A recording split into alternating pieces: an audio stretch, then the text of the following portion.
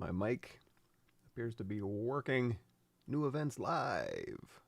That's me, but that's not the right title. Oh no. I was relying on my title here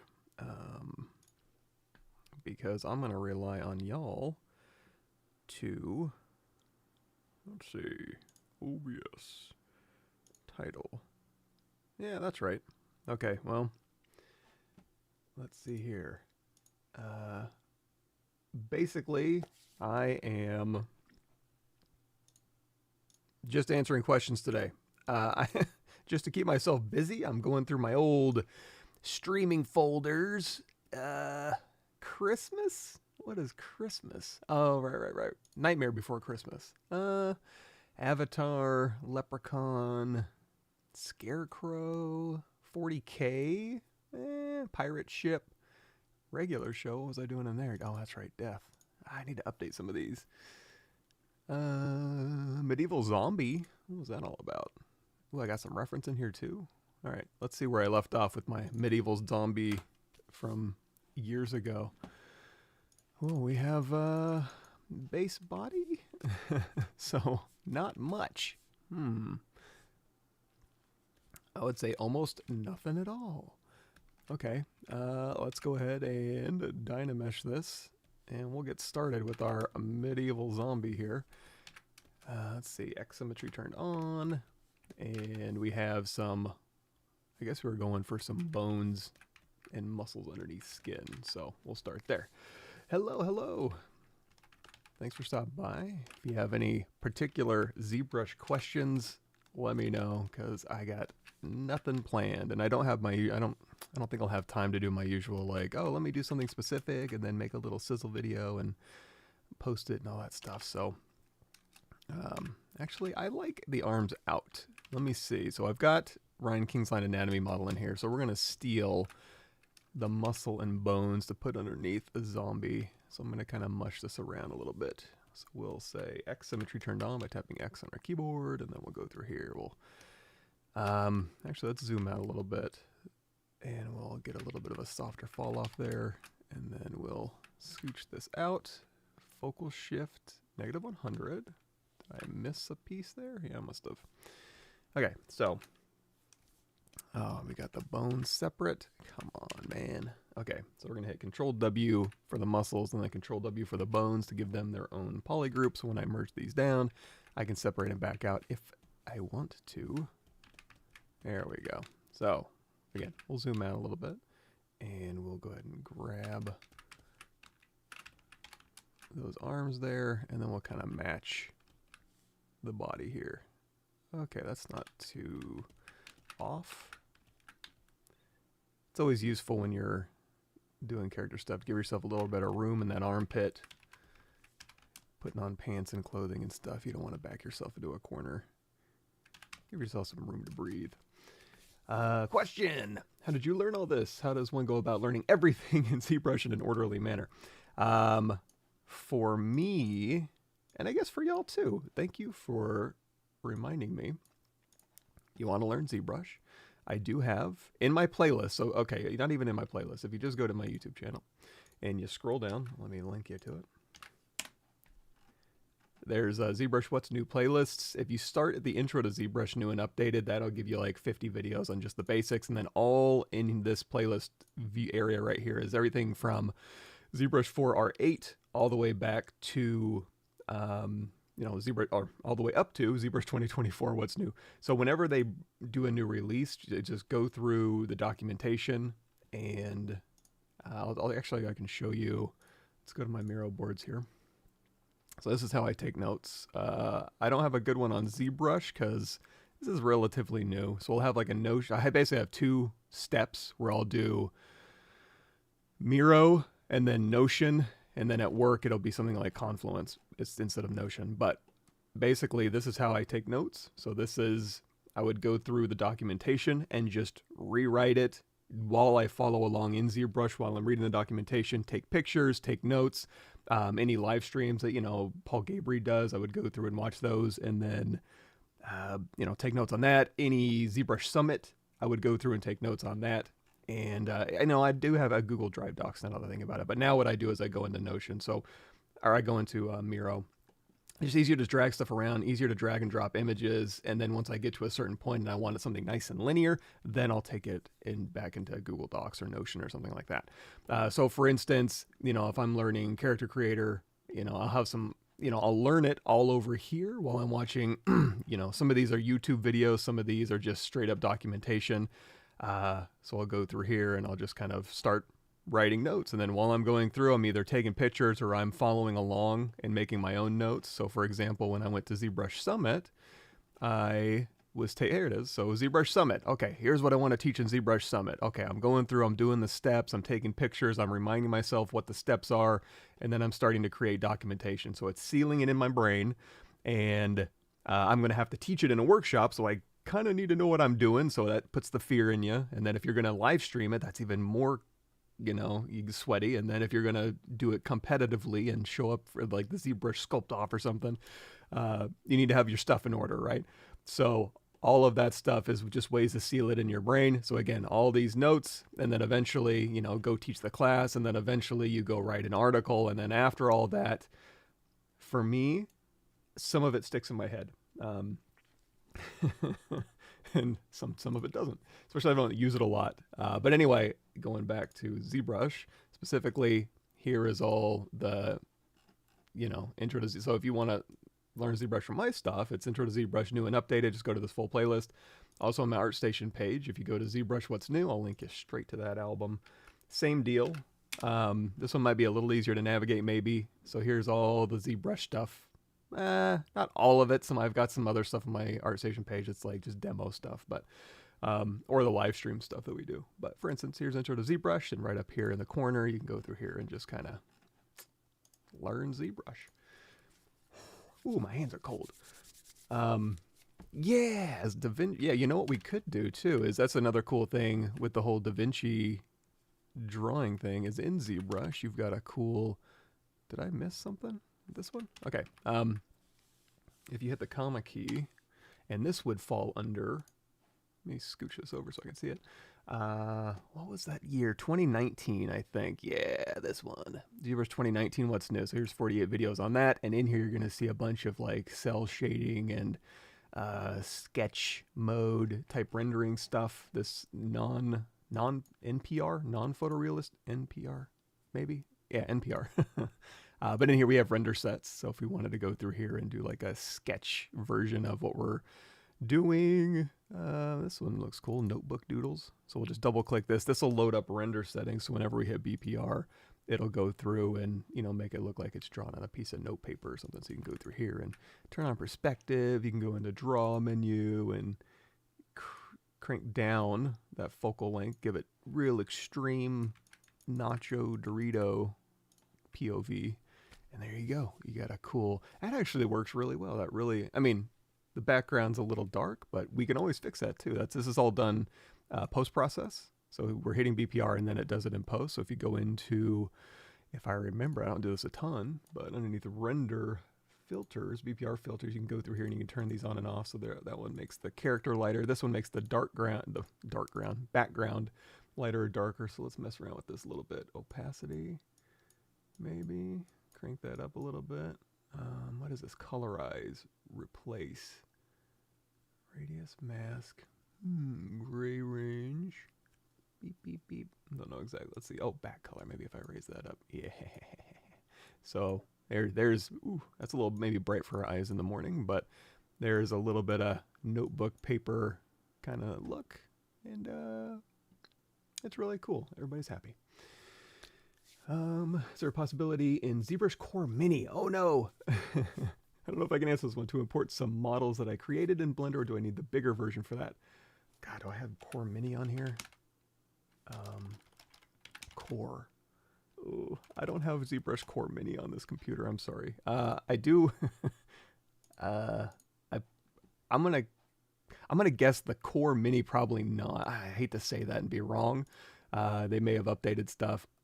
Now that you mention it, let me see. Mini. So here's core, ZBrush core. I have a playlist for that, but it's been updated since this, but I'll go ahead and link it to it just in case. And then here's my ZBrush core mini live stream.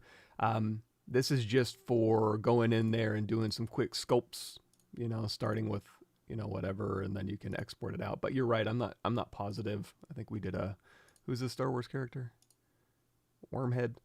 So here's the ZBrush core mini video, and then here's the ZBrush core playlist. Again, I'm a old, ancient, decrepit ZBrush user, so it's hard for me to go back to core and mini. But yeah, I'm not sure if I can answer that one. I'm sorry. You may need the bigger version for that. Have you tried sculpting in VR? I did briefly, and it was interesting, but I suppose the same problem I have with that is the same problem I have with sculpting on a in real life, or also or also on a Cintiq, you know, a big screen. Is just the ergonomics of it was kind of, you know, if I'm going to be putting in 10, 12 hours, having my arms in the air and like I'm doing a juggling act all day, it gets a little tiring. I'm just lazy and out of shape, I suppose, but wasn't for me. It was really nice to have scale, like have a sense of scale for sure. Wasn't all that useful for the end product not being in VR though, in my opinion. Because there's a lot of things you take, you know, depending on your end experience, sometimes you want to be creating in the end experience, but sometimes it's useful, you know, like for ergonomic stuff, like if you're doing a cockpit for a sci-fi space shuttle or something, it's really nice to be like set things up in a way that you're in, as opposed to like, hey, I'm looking down on something, making it the size of a bread box and trying to pretend like I'm making something for somebody to use. You could just be the someone using it while you're creating it. That's really nice, but I don't do that a ton, so it wasn't something that, yeah, maybe someday. Let's see here. You know what? Let's take our draw menu back here and we'll say 50. There we go. Let's see. Yeah, Miro. And I think on the Miro stuff, you can just get a free one. Oh, another really, actually, now that I think about it, I think I do have, if you want to get acclimated to Miro, somewhere in here. I need to get better at thumbnails, man. These are all terrible looking. Here's a noisy thumbnail for Miro. You can check this out. This is a get started. You can use it like you reference viewer and stuff like that. And you can also, I've done some presentations in there where you can do it like PowerPoint, and then you can click through, and it's really powerful. It's good stuff. How to easily connect biceps with triceps and pectoralis minor. Well, let's take a look. So let's drop these arms down, even though I just raised them back up. So, and here's the other thing too. Let's go to zygote body, and we'll say, take this skin off. Okay, don't need any guts. We need bones. We need muscles. And the question was biceps with triceps. Well, you're not going to connect them really, right? So here's your biceps brachii, long head and short head. And then here's your triceps. And then your pectoralis minor. You can actually see, I think, right in there. Can I grab it? Boop. Yeah. So now if I go through, did I get all the heads of the triceps? That was 1, 2. I feel like there's another one right here. There it is. So now if I go through and take these muscles off, here's all the muscles we're talking about.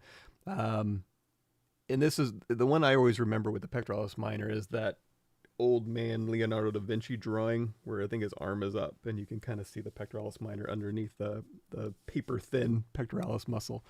Now, as far as connecting them, they don't really connect at all. These get a little close on the coracoid process, but you don't really connect them. But we could make them. We could talk about making muscle brushes in ZBrush. Let me see. Let's do that. So we want to make some muscles. So Control Shift. Oh yeah, I guess that does make sense. Okay, so when we were in here, we said Control Shift. Oh, if you want to follow along, comma key, tool. There's the Ryan Kingsline anatomy model. So here we have our skeleton. I'm going to go ahead and split that out, and then we have our muscles all in here. And in fact, I want to say, if we want to mess around with these muscles, I've already hit Control W to make it all in polygroup, but we can say auto groups, and then geometry modify topology mirror and weld. So now let's see if we even have one. So we have a biceps in here, and we have a triceps in here. There's all our triceps, and then let's see if we go digging. There's 1, 2, 3. Yeah, no pectoralis minor, but we have pectoralis major. So let's go ahead and say split hidden. Let's turn off line. Let's turn on skin shader, which would for y'all would be somewhere in here. And then, yeah. So then we'll turn on our skeletons. Go ahead and get rid of our zombie here. We got the merged. Let's just rename this Skelly. And then this is muscly. And then this is the rest. There we go. That's how we can stay organized. And then for this one, so, you know, we do have polygroups for these. So you can Control Shift Tab, Control Shift Tab, Control Shift Tab, Control Shift Drag, blah, blah, blah. Another easy way to do that is just turn off perspective. Control Shift Drag over all these parts, just a little bit of them. Control Shift A, which is your visibility, grow all, and then you can just do a split hidden. And that's underneath your subtool split menu. If, now we're talking about this again on my YouTube channel, or on my ArtStation page, on the in the ZBrush section here, intro to ZBrush, what's new. Somewhere in here is going to be custom menus. Let me see, Control F, custom. Yeah, custom brushes. Custom interface, custom menus, video 42.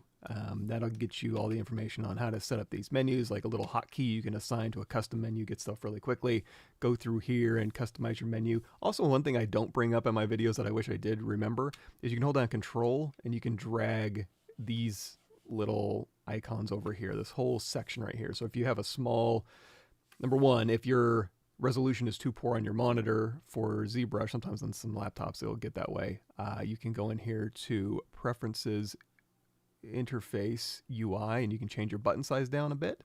And then also remember you can Control Drag over here, or you can Control Alt drag off of here with Config, Enable Customize turned on, and then you can get rid of some stuff you don't need. Anyway, so we have our pectoralis major in there, but that's not what we want. We want pectoralis minor. So here is my, so here, you know, triceps, long head, lateral head, medial head, short head, whatever they're called. And then biceps, this is long and short, I think. And then, so now let's talk about ways to get a muscle shape that goes flat, you know, origin to insertion. One easy way to kind of do that would be just to go in here to ZBrush curve tube. And then on curve brushes, we know, oops, scoot this back. Okay. Everybody see you there? Okay. Stroke settings are over here. And so, for example, if we're in, let me put this back. Open up all these curve menus, and in here there's an intensity. Let's turn on size. I'm going to go from little to big to little, and maybe add another dot in here. Just click and pull. So now we've got like a belly of a muscle in here.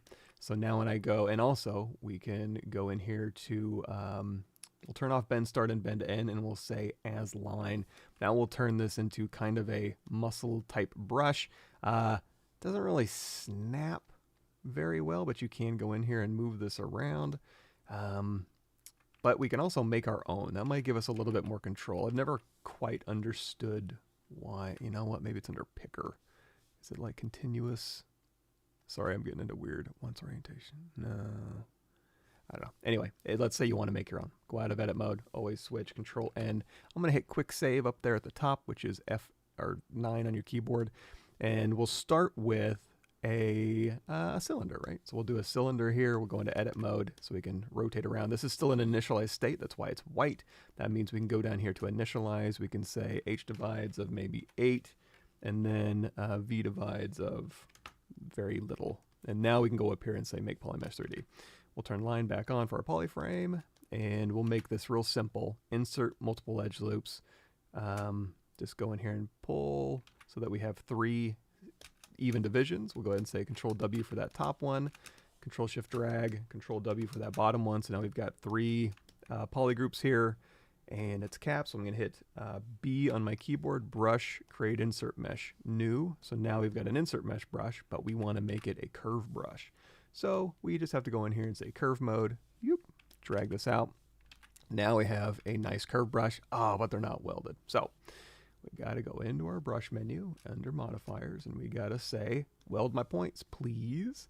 And it's also a triparts curve brush. Not totally necessary for something as simple as this, but it works. So now we have our muscle brush. You can see it's interacting with the shape underneath it, which we can turn on and off with snap.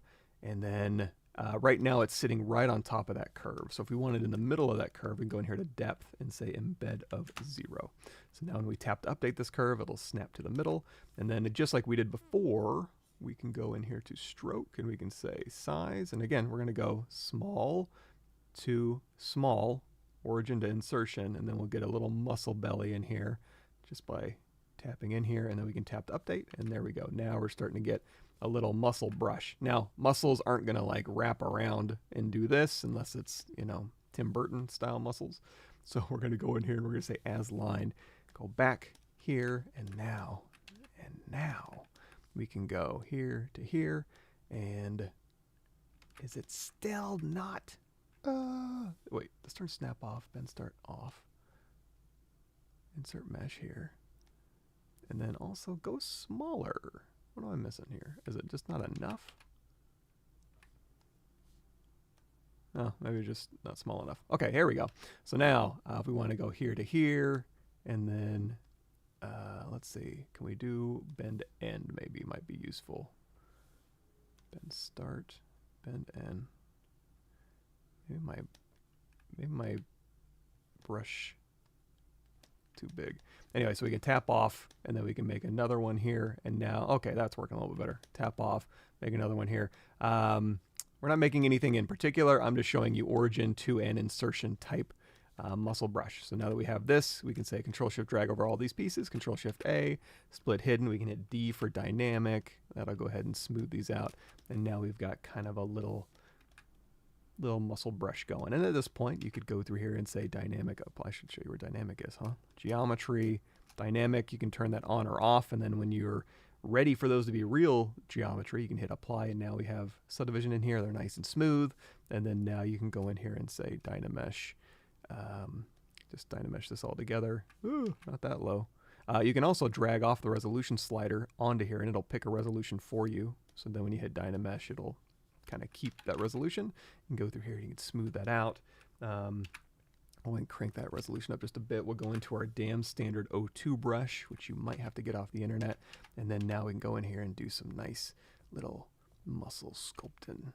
Now, it's a Dynamesh mesh, right? So we're making muscles and we're sculpting in details, but it's not great topology. At any point, we could control tap the latest point in history. We can go in here to ZBrush, let's just say half, depth size down quite a bit. We want pretty nice even quads.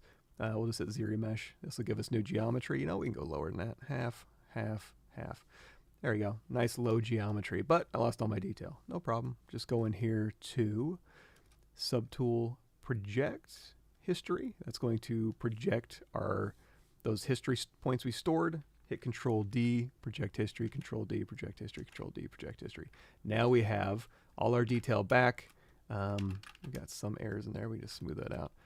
That might have been from that's fine. And then, so now we've got this. Then we can go in here and start detailing up. So we started with Dynamesh, and then we got into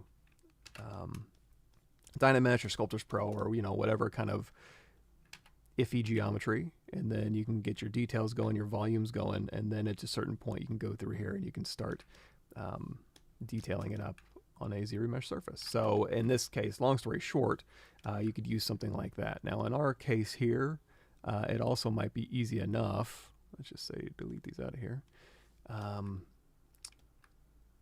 Interestingly, I would say like you could go to BTO, Topology Brush, and just start drawing on muscles like this. But you're going to see it's not sticking to my object because I have these points stored in history. So I'm going to Control Tab to turn those off. So let me see. Topology brush. Yeah, now it's on the object. So you can go through here and you can make just geometry. And you could say split mass points and Control D to subdivide or whatever, smooth out. And now you've got a little muscle piece here that we just added. However, we got to go across bones, and that's topology brush isn't going to be be too great at that. So in this case, what I might do is go in here to append a Z-sphere here. I'm going to make the Z-sphere small. We can turn on X symmetry if you want. So I'll make a Z-sphere just small out of the way. And then I'm going to go down here to topology, edit topology, I think, right? Oh, hold on. I usually go in here, edit topology. Yeah, okay. You can make this a little darker so we can see a little better. We need to turn off, hold down shift and turn off all these paintbrush icons. So now if we want to go through and say, okay, I want geometry to start here, and then it's the pectoralis minor is going to go across down this rib here and then over and then back up over this, and then it'll kind of go up into, well, not kind of, it will absolutely go up here to that, what do we call that, the coracoid process, I believe, and then back down here. So now we're kind of just drawing in some geometry like so, and we can always hit W and move. It'll snap to the surface. You could use ZModeler and extrude edges, but again, this one might be this one's just a little bit easier, I think. So we've got our geometry on here. We can hit A to turn on adaptive skin. It's going to look not good because if we turn on polyframe here, you're like, oh, what is that? Remember, you got to go down here to adaptive skin. It always wants to, by default, go to Dynamesh. So just turn off Dynamesh. We'll do density down to 1. And now when we hit A or hit preview, that'll just give us the plain old geo. So if we like this, we can say make adaptive skin. It is going to throw it out here just in your pool of tools. But we're going to go down here to append or skin Z-sphere. We don't need the Z-sphere anymore, so just delete it out of there. Or you could just delete this geometry on your Z-sphere and just keep making more muscles. It's real easy. So now we've got this. We can say, okay, let's go in here and we'll use our move brush here and we'll get this out a little bit, and then we'll go under ZModeler brush, BZM, hover over face, Q mesh polygroup all, and we'll kind of pull out a little bit. I'm going to do an uncrease all, and then you know what we could do? Let's do this. I'm going to go in here to my move brush with curve, AccuCurve turned on. That allows me just to use the move brush, but also kind of pull out to points a little bit. And we'll go through here. We'll hit Control D, and that'll kind of get us our muscle going here. We'll hit Control D one more time. And then if you want to put that belly of the muscle in we were talking about, you can go through here and just do a little inflate down the middle. The ends are already kind of flat, but you could also go in here with like Trim Dynamic brush and just kind of trim, trim, trim where it attaches. Little ligaments and tendons. Okay, pop quiz. Ligaments or tendons attach muscle to bone or muscle to other muscle? I forget. But anyway, here's another way to do muscle, and then you can keep subdividing. Now, this isn't super even geometry, but of course, you know, you can say zero mesh half, the upside's down to 0. Boom. Now we got nice even geometry. You can go even lower if you want, and then Control D to subdivide. Go back in here and kind of pull these corners back out. Get those attachment points. Looks like it, again, and just right along this rib there. And then back here to inflate a little bit. And then Control D to subdivide, and then go through here and with our damn standard O2 brush. And it looks like, yeah, the muscle fiber just kind of go along this direction here.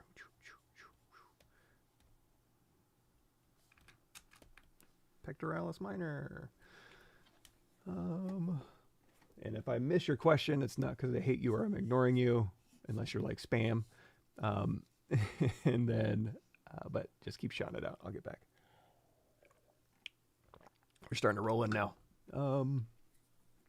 Cool, of course, Arnaldo. No problemo. My pleasure. Yeah, my YouTube. I'm trying to get a little better at my thumbnails, but you know how it goes. Hey, Mike, it's Jared. You never answer your emails. You know why the... sorry about that. I'll have to go check my emails. But you're right. I rarely dive into my emails that much. Do you know why the project? Oh, I have no idea. Which one? Not that I would talk about it, but I have no idea. I don't know too much about the going. I have my own little corner, but not much more than that. I'm a developer who's pretty new to the modeling scene, so are there some special tips you would give to someone who's new to that scene? To the modeling scene. Where do you get references for modeling? Well, it depends on what you want to model. So if you want to do model anatomy, Zygo body is a pretty good reference. In fact, anatomy specifically, if we go to my YouTube channel here, here's a decent one. We got a couple in here where we do kind of anatomy type stuff, but here's a vampire anatomy going through and just kind of having fun with anatomy. So I'll link you to this one. Share, copy. But really, it kind of depends on what you want to model. And if you're just starting out, then I wouldn't say like necessarily start simple, but don't. Let me see here. Let me see if I've got some good examples. Before, like something like this could be fun, where it's just a baseball with a face. You don't have to worry too much about, or just matching a concept. And most of these are live streams, by the way, too. So if you're like, how'd you make the SpongeBob? You can literally go in and watch me make this SpongeBob. And my approach might be a little bit stodgy. When I'm live streaming, it's like, well, let me show you all these techniques. When in reality, in ZBrush, you can just have Dynamesh, a cube, and then just make SpongeBob. It's totally fine and totally valid. But when I'm doing a live stream, I tend to want to talk about features and little cool things you can do in ZBrush. So that's why we do a lot of deformers and do a lot of inserting of Z-remeshing and topology brush and stuff like that. It is useful, and I suppose I would model SpongeBob like this myself, but that doesn't mean you have to model SpongeBob like that. So that's a cool, easy one. I would avoid something like this just starting out. It's totally doable, but it gets a little complicated. But as far as basic, well, I can show you the reference I have for this. I think, was that recording? Oh, that was called, I have so much stuff on this computer. Armor panels. I want to say that was a bison. Let me see. You know what? When I need to find something, I just go to everything app on my computer. Bison. There it is. Pav recording bison. I just need to sort by name. There it is. So for instance, if I'm modeling something like this, I will have a reference folder where I have weapon reference, vehicle reference, mech reference, and in here, just a ton of mechanical stuff. Alexander Trufanov had some awesome, I think he was the one who inspired the entire thing, actually, where I was like, oh, I could start with a Zizou model, and then, here's some dinosaurs made out of old military parts and wrenches and stuff. I thought that was so cool. I mean, obviously his stuff's way better than mine, but that's kind of the idea. It's just going through there and taking a shape and then turning it into, something animal. So we'll just watch this real quick. Blah, blah, blah. So starting with a Zizou animal, which you can go into ZBrush's, if we pause this, if you want to start with an animal, hit the comma key, go in here to project, and there is a Zizou. Now, if you're working over here and you're like, oh, I don't want to blow all this away, you can go in here to load tools from project, and you can just go to, where is it?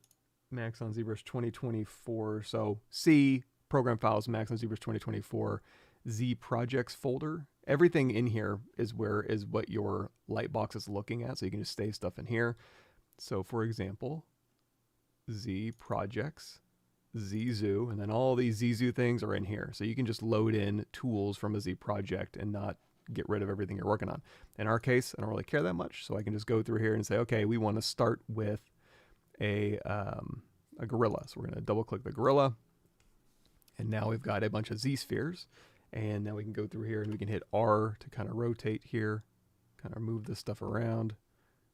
And then the legs around here and the head. And I'm using rotate, but of course you can use move, scale, and rotate. You hit W and you could, you know, move this stuff around, whatever you want to do. If you're happy or you want to start just working on this, you can go down here and you can hit A on your keyboard. Again, that's going to give you an adaptive skin. This is a little different of an adaptive skin. I don't remember exactly how to do it, but it's one of those really kind of old school things of, let me see, use classic skinning. You can insert local and connector meshes here. So when you hit preview, instead of having a Z-sphere topology, you'll have spheres and cylinders in this case. And we can say, okay, we like this. Make adaptive skin. That's going to make it real geometry. We can click on that. Again, we'll go out of perspective. We'll turn on skin shader. And then you can start, again, you can control shift tap any of these and then control shift drag, and you can start pulling these things out. But we can go ahead and say, okay, the arms will split off and the legs. I like working control shift A. Let's grab, again, all these little pieces, control shift A, control shift drag, will split hidden. I like to kind of split the arms, and we can also hold down control shift, go in here to select lasso, control shift A, control shift alt. There we go, split hidden. So now we have our head, arms, body, and legs. And then if we want to start going in here and sculpting in earnest, you know what? Actually, I want this deltoid shape on with the arms. So I'm going to say split hidden, and then I'm going to take this one, I'm going to merge it down onto the arms. Merge is down here, merge down. You can do a hotkey for that. And also, if you wanted to keep the fingers separate, you could split those out. Or if you're just kind of doing a little bit of sculpting for a statue or something, you just go in here, and again, you can just dynamesh that result. We'll turn off, we'll hit Control W, or you can turn off polyframe. And now you've got, go through here, and start smoothing this out. And now, back to anatomy sculpting. Go through here, and you can start, we'll go into with our dam standard. And again, here's our, some sort of deltoid. I'm assuming their anatomy isn't too much different than ours. Here's your tricep here.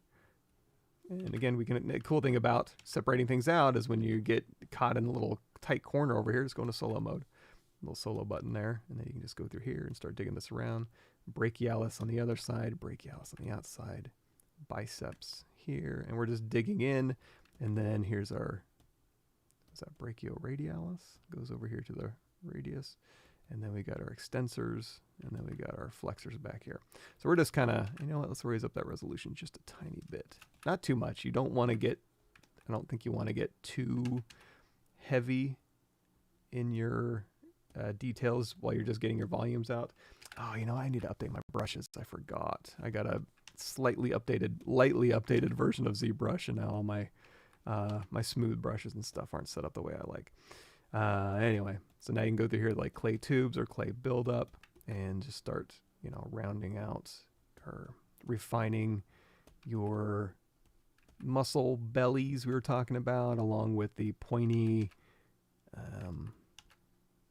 bony landmarks, along with the flat tendons and ligaments and stuff. And now we've got, you know, and you could also turn this into a sci-fi thing too, a big old sci-fi robot. Same kind of deal. If you're just concepting out, just raise that resolution up to here a bit, and then you can start going, okay, I want this to kind of be maybe a metal plate, but it has to articulate up here, right? So through here, we're going to have to kind of cut in.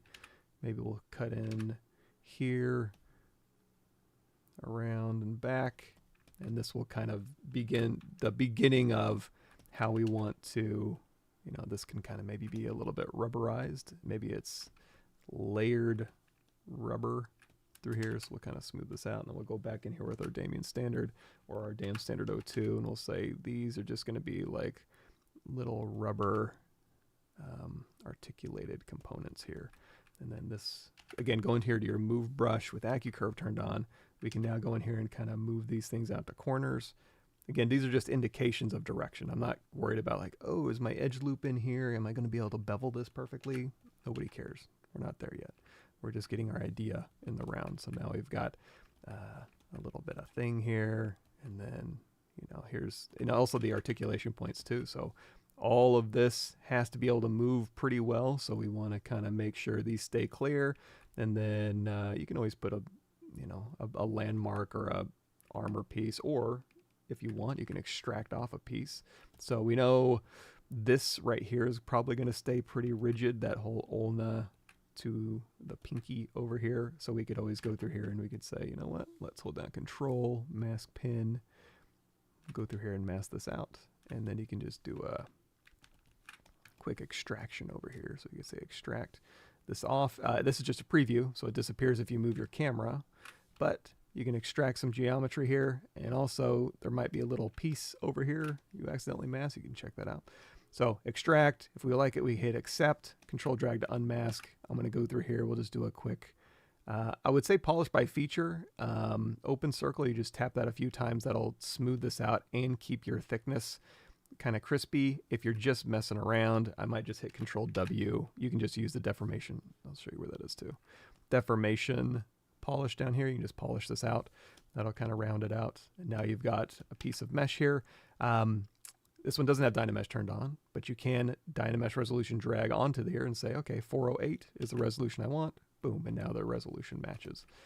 And now you can just start going through here and say, again, trim dynamic, and go into solo mode here. Let's raise the resolution just a tiny bit. So trim dynamic, clipping. Well, here's something you need to know. So if we're going to go through here and we're going to clip, you're like, okay, I'm going to go to the side and I'm going to clip a little shape out. It might do something weird on the other side. So for clipping objects I want to clip on that are mirrored across from one side to the other, I'm going to turn off X symmetry, grab a little piece of this, Control Shift A, geometry modify topology, delete hidden, go in here to array mesh, turn that on, lock position, lock size, reset X mirror. So now I've got, if I turn on polyframe, I've got, this is the one I'm working on. This is just a ghost. This is, I can just turn array mesh on and off. You can put that button in your interface or in a hotkey. And now if I go over here, whatever I do to this one will update on the other side, but it won't interfere with it basically. So you can use your clip brush, your, if you're gonna do something like this, where you wanna go in here with your clay brush and then you Dynamesh, it's gonna do that. Make sure if you have thin meshes like this is, you go into brush, auto masking, and turn on backface masking. And it seems like I'm talking about a lot of stuff, but all of the stuff, if you do it a lot, just put it in the interface, make a hotkey for it. I usually have backface masking here. If I hover over this, my hotkey is Alt F. So at any point I want to turn on backface masking for any brush, I would go to clay tubes, I can turn on backface masking. I don't even need to see this open. I just have a little visual indicator here that I have it on or off, you know, so it's not that big a deal. It's just something you need to know. And then now I can go through here and be like, okay, now give me a big old whatever, and then go back in here and we'll say put a little deep, and then BI brush insert. We'll go old school. We'll put a little Phillips head screw. And this is also going to be a scale indicator too, right? So if you thought that gorilla was gorilla size, think again. Now it looks like, you know, a little G.I. Joe size toy. Okay, back to questions here. And my wife brought me coffee. Thank God.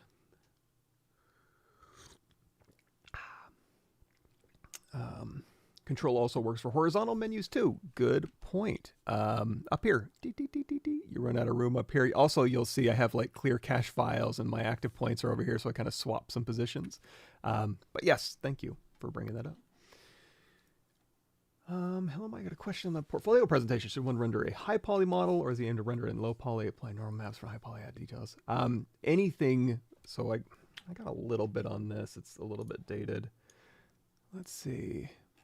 This is my page. How does my page work? Me. Manage portfolio. No, I just want to view my profile. And in here, do I have, yeah, a blog. Okay. So in here, maybe breaking into the industry. Again, these are really old, so take them with a grain of salt. But a good rule of thumb is your portfolio, and don't use my ArtStation as how to do a portfolio. This is more like, hey, I did a live stream. Here it is. It's not, I'm not reloading this page. I'm going to lose all my questions. Restream. garbage. Basically, your portfolio is just to make sure that you are answering all the questions that a potential employer wants answered. So if you go through and you only have high-res model renders and they're like, cool, they look great, that got your foot in the door, or that got our attention, but now I'm clicking through everything and I don't see any examples of a low poly, any bakes, anything in engine.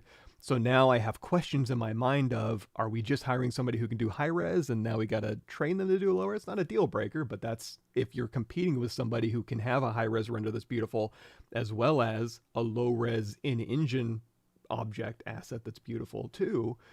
Now it's easier to hire the person who answered those questions than it is to hire the one that's like, well, we got to go in and ask them. And then if they say no, we have to weigh, do we teach them or do we just hire the person that can? And, maybe we do, maybe we don't. There's a lot of variables that go into the hiring process. But as far as portfolios go, yeah, you definitely want to get their attention, right? So then do a high poly model with a limbic hair or curves. At the end of the day, people may have different opinions on this. My opinion is smoke, mirrors, witchcraft, whatever you need to do to make your render beautiful. And I'm also not a great example of that, because I'm just doing a live stream and then I just throw it into, Marmoset or Unreal or something and then just do something really quick. I spend more of my time just on process and then very little time on actual presentation.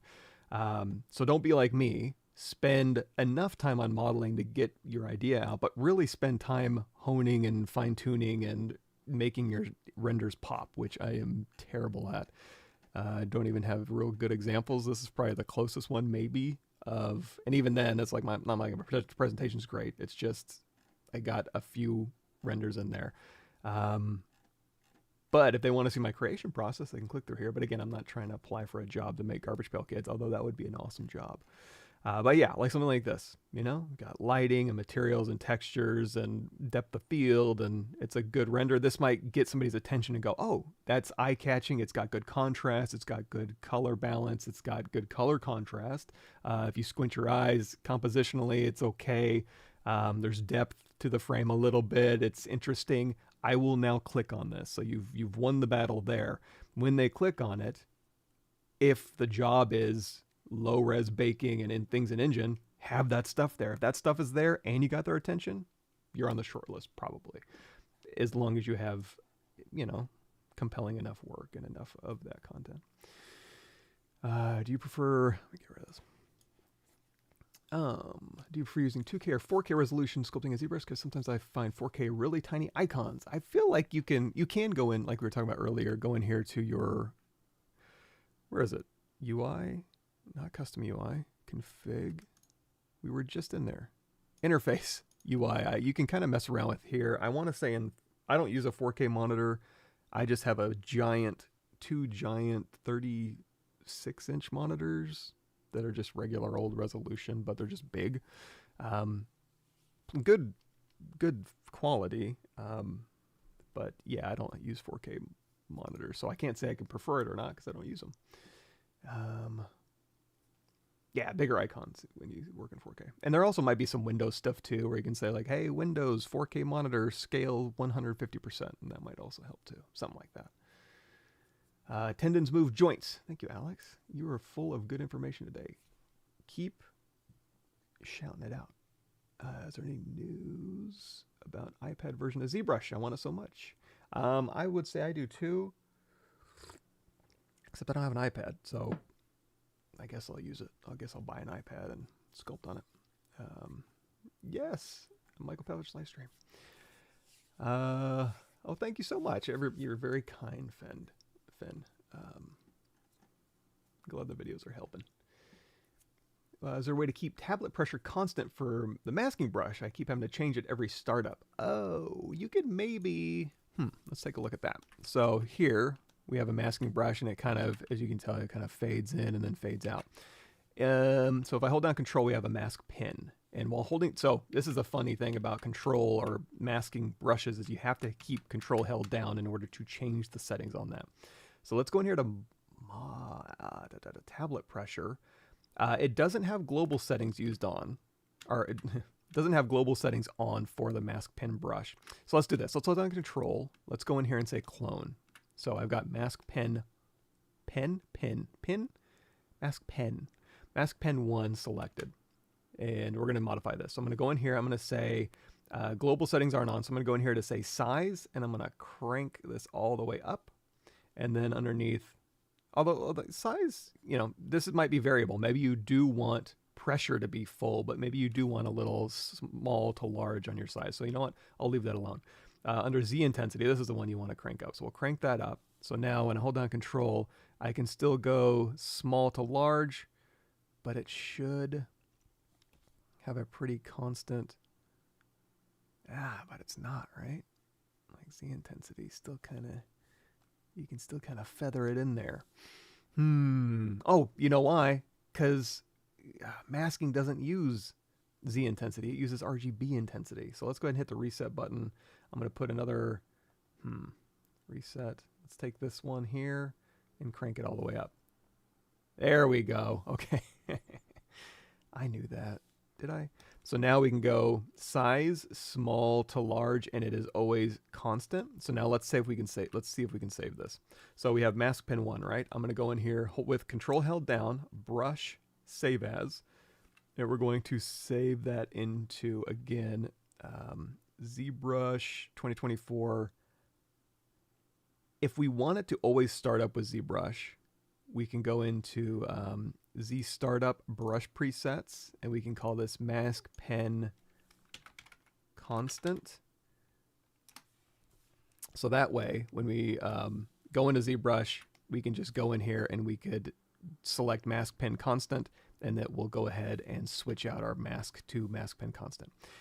Here's the scarier version. If you always want your mask pen constant to be the settings that mask pen uses, you can go in here, hold down Control, go in here to brush, save as, 2024 Z data brush presets. The first thing you want to do is under brush presets, Control C, Control V. So you always have a copy of your brush presets to go back to. If you don't, you got to reinstall ZBrush to get them. And then underneath brush presets, let's go to the M brushes, mask pen. If you overwrite mask pen, this will overwrite your mask pen constant settings on the mask pen. So every time you start up ZBrush, you should have a mask pen brush that behaves like that. Whew. I think.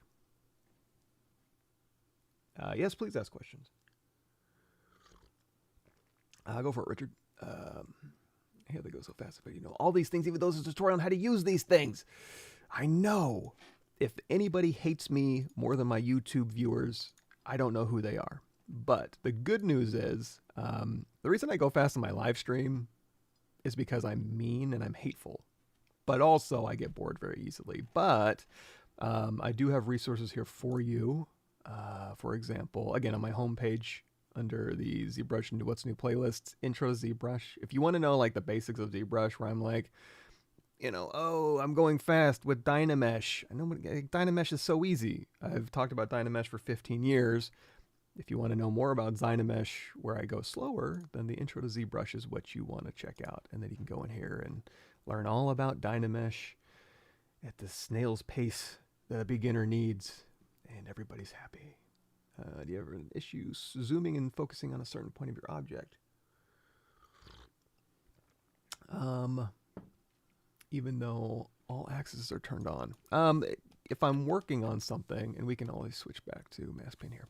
So if I'm working on something in here, then I'll switch to right-click navigation. Speaking of UI, click, no, oh no, where is it? Navigation.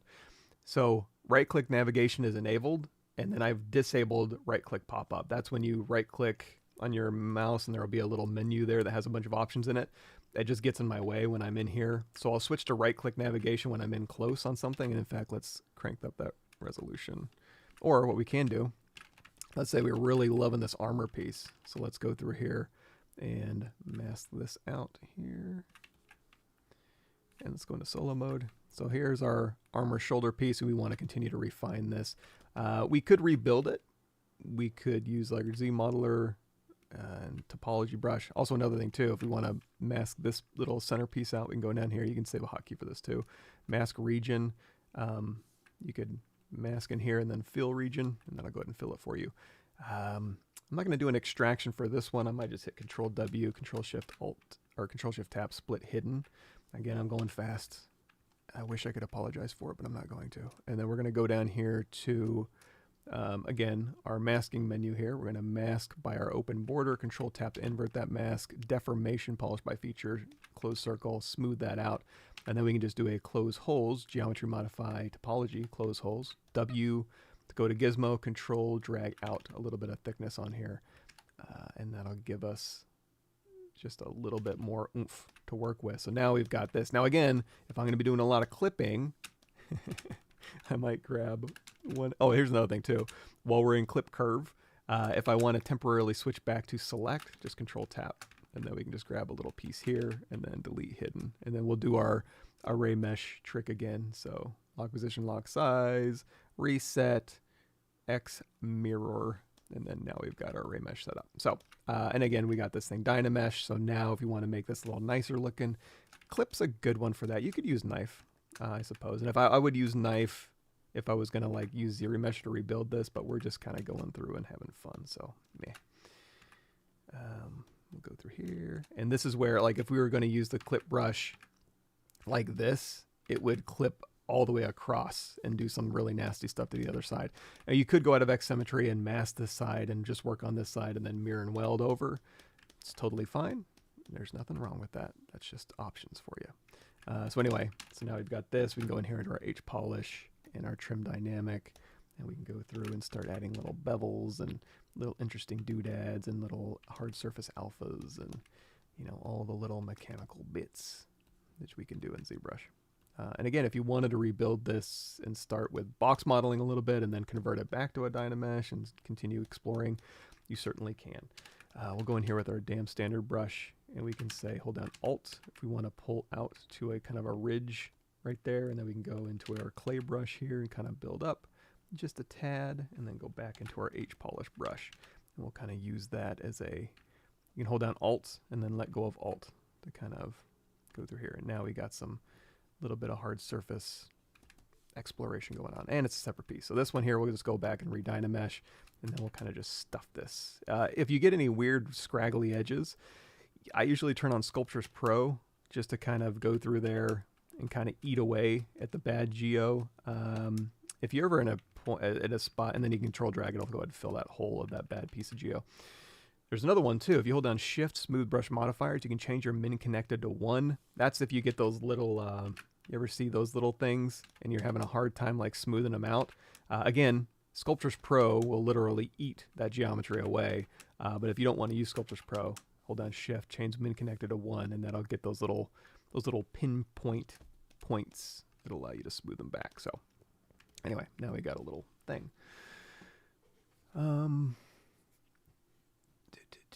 Okay, yeah, so zooming in and focusing on a certain point of your object, even though all axis is turned on. The all axis part, I'm not sure I understand, but that's usually I'm in here. I'm using right-click navigation instead of going out here to my safe action and navigating. Then when I'm zoomed out, I'll just switch back to regular old ZBrush navigation. It's kind of built into my brain now. I don't notice that I'm even doing it until I think about it, but to talk about it on a live stream, but... and then we could do, here's another fun one. Let's go in here to comma key, brush, element QQRST, trim, hole. Yeah, trim hole. So you can use this to kind of countersink like a little, or you can hold down Alt and you can kind of pull straight up. So if you want to do that, or you can go in here, Alt-EM. So you can go BI, brush, insert, IMM primitives, and then hit M and grab whatever you need. I have a so just like when we saved our brush, that pin constant, I have a bunch of custom brushes that I always load up with ZBrush, and then I can assign a hotkey to them. One of those is Alt-E, and then in here I can go and select specific things. So if I want like a specific cylinder, I can go through here and say, okay, let me go through here, And right now, this cylinder is kind of faceted. But if I wanted to be like, you know what, I want something that'll kind of... oh, you can also hold down Alt and scale along 2 axes, so you can maintain the thickness, but then still scale up the object here. So let's say I want to put a little shape like this, but it's faceted. So I might split this out, go ahead and just do a crease, geometry crease menu. There's a crease with a crease tolerance there. You can hit D for dynamic, get a preview of it. If you like it, go ahead and say, what do we say? We say dynamic apply. And then we just, since we split this off, we know it's right next to our original object here. So I can just say, merge that back down, control drag to dynamesh those together. And now we've got, you know, a little thing that we can now go in here. Now, right now, if I'm using my clay brush, you're going to see it's just going to take that surface normal. But if we go back to that brush trim hole and we use our camera, we can literally just, we can punch out and then we can just punch straight back if we wanted to. So that's a, I don't know, kind of a fun brush, maybe. Something like this. And then redynamesh. Oh, but remember, brush trim hole, you want backface masking turned on. So let's do that again. Let's also raise up that resolution just a bit.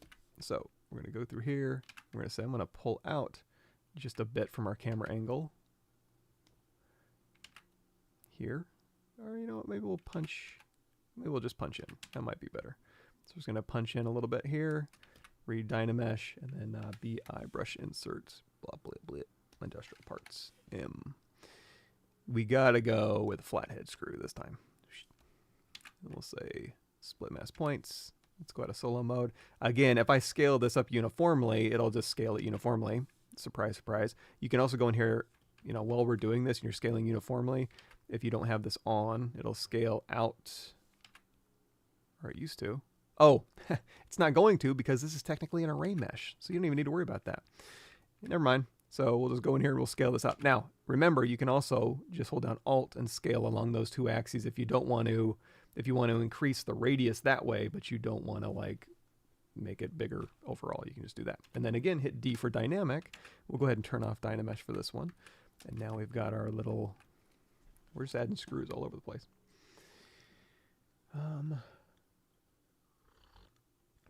Best approach to create game ready for animal anthropomorphic creatures. It's not really any different than, I mean, game ready. I'm going to give you a bad answer, so keep that in mind. What was the one we did? Okay, so go to my videos here. Seems like semi-recently. Is that a word? We did a topology. It's not like animation ready. Like I wouldn't hand this off to, you know, any place I want to get a job at and be like, look at this amazing topology. But for ZBrush purposes, here's one on tapering. What am I? See, this is the old thumbnail thing. I know it's in here. Okay, let's just do this. Search. This one, ZBrush topology, face, body, whatever. Stupid title, but share, copy. Here is that. This is just a way where you can go through, and there's a lot of techniques on Z-remeshing and making polygroups for generally animatable adjacent topology. Again, I wouldn't, this is not, like if it's going to be humanoid, I would just take a base mesh and project it and then call it a day. That keeps your vertex order the same. It's better for pipelines. It's a known quantity. It's already been approved by the rigging team. You're done. Now, as far as creature stuff, you're right. You're probably not going to be able to do that. But the same rules still apply. Let me talk about rules. There's a, what is it called? Hippodrome has some good stuff on like how topology should be laid out, you know, for general, what is it called? Orifices, you know, orifices of the face and where you should put your 5-point geo or your, you know, weird star geo converging geometry and stuff to, yeah, blah, blah, blah, all that stuff. Okay. Sorry, I'm going way back up top.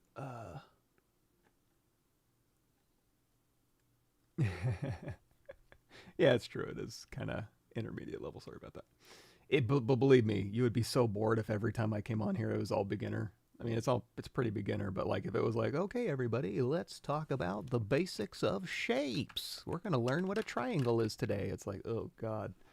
Oh, thank you. Kiosk Masons, yes, they're awesome. Check them out. I love those guys. Could you show us how to use pen strokes properly to get some good volume and texture without messing up the mesh? Volume and texture without messing up the mesh.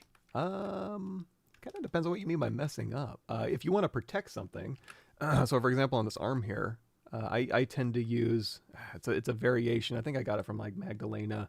If you go to ZBrush Masters, she's got a video on there and brushes, but and again I don't have them, but like something like clay tubes, stroke, modifiers, roll distance set to 5, very low Z intensity, something like that.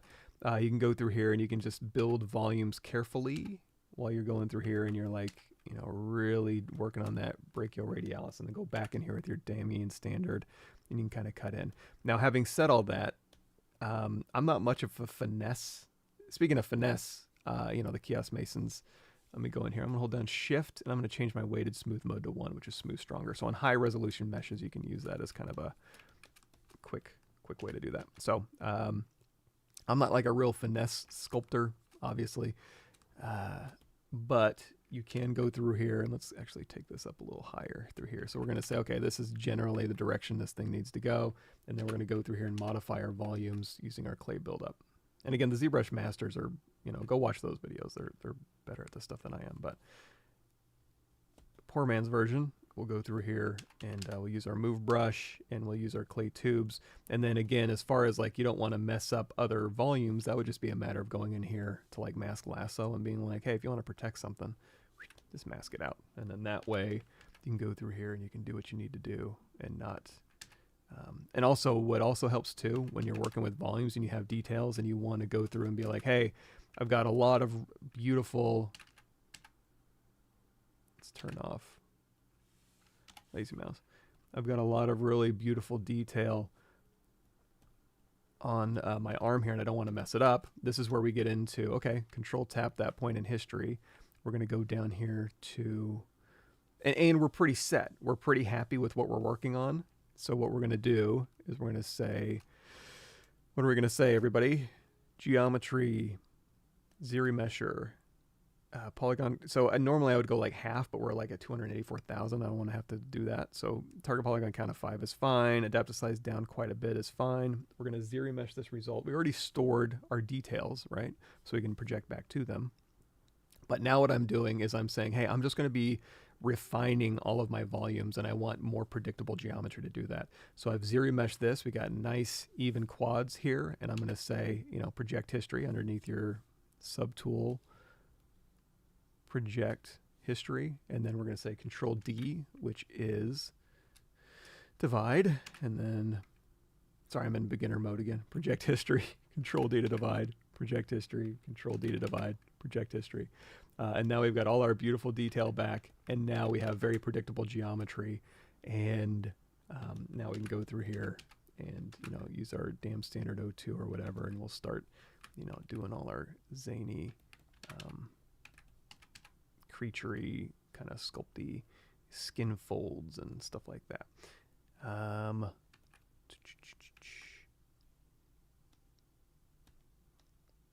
Yeah, I'm not sure if that's, well, the other thing too is, okay, great, but the whole point of this, sorry, was I have detail on here, but I want to modify the volume underneath. Easiest way to do that is just to drop down to like subdivision level 1, subdivision level 2, go through here, work on these volumes. Now that we have subdivision history, you can go through here and you can, you know, you're not going to mess up your poor detail. You're just going through here and we can actually drop our Z intensity down now that we're working on lower resolution meshes. Go through here and work on our volumes and go through here and use our move brush and kind of tweak our silhouette and stuff. That's another thing too, is don't feel like you have to use your brush for everything. Use your brush to get your basic volume and then go and use your move brush to kind of make it so it's not all lumpy, bumpy, and goopy, right? And then go back up and then your detail should be fine. There are brushes like BF. There's like form soft brushes that you can kind of use. Whoops, did I not select it? S. That you can kind of use where you can go through here and change volumes underneath a mesh, as opposed to like the clay brush. It's just going to go like blah and get rid of it. So there's that too, but also subdivision history might be your friend in that instance.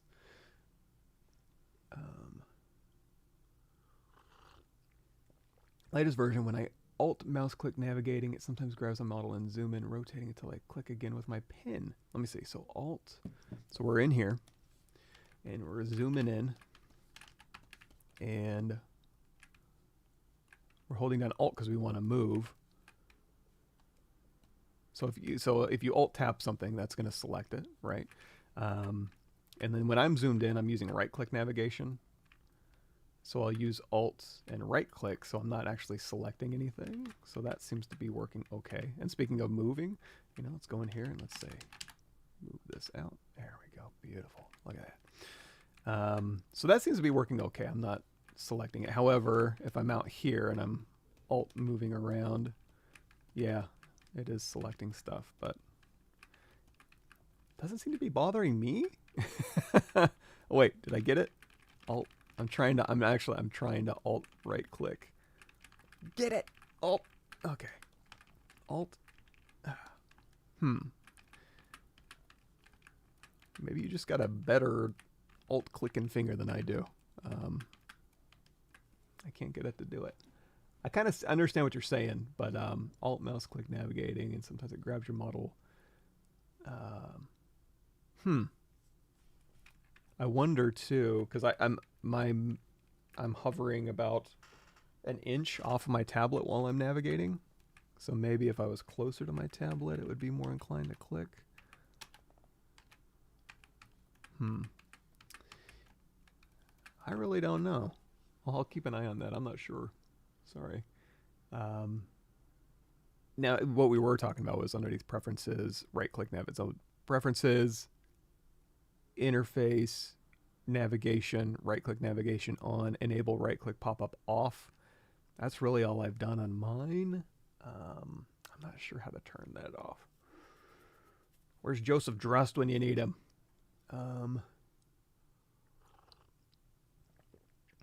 What iPad would you recommend for ZBrush? I don't mess around with specs. So whenever it's like, what do you use for CG? I'm always like, the best that's out right now, whatever that is. I'm not a bargain shopper when it comes to hardware. Now, granted, I'll use it for a long time. So what started out as awesome will very quickly become bargain. Unfortunately, you know how it works. But yeah, whatever the best is usually what I'll do. How things going with jobs in the industry? Industry as a whole, kind of crappy, right? It's not great. A lot of layoffs and a lot of, I don't know. There's part of it's like, oh, during COVID, this happened, or overhiring or underhiring, or, projects, or, mergers and acquisitions. And, but now it's, post-COVID-ish, and, still kind of weird, isn't it? Yeah, I don't know. Not great. Not great. How do concept art use 3D or ZBrush differ in their approach output compared to 2D artists? Thumbnail phase variations. How do productions use one versus the other? So me personally, and actually this goes back to in here. Again, this is old, but let me go back. Oh, here it is. Blog. 2D versus 3D concept art and production pipelines. So, and also, if you look at... here's a good one for 3D concepting, kind of. If you go to that big mech, where's it at? It's buried. ZBrush Summit 2018. So this is my ZBrush Summit 2018 presentation that I gave. Very much in line with that. And this is, I talk a lot about that actually, is just when I like 2D concept early just to get quick alignment, out of context quick alignment, just to say, hey, here's the overall mood.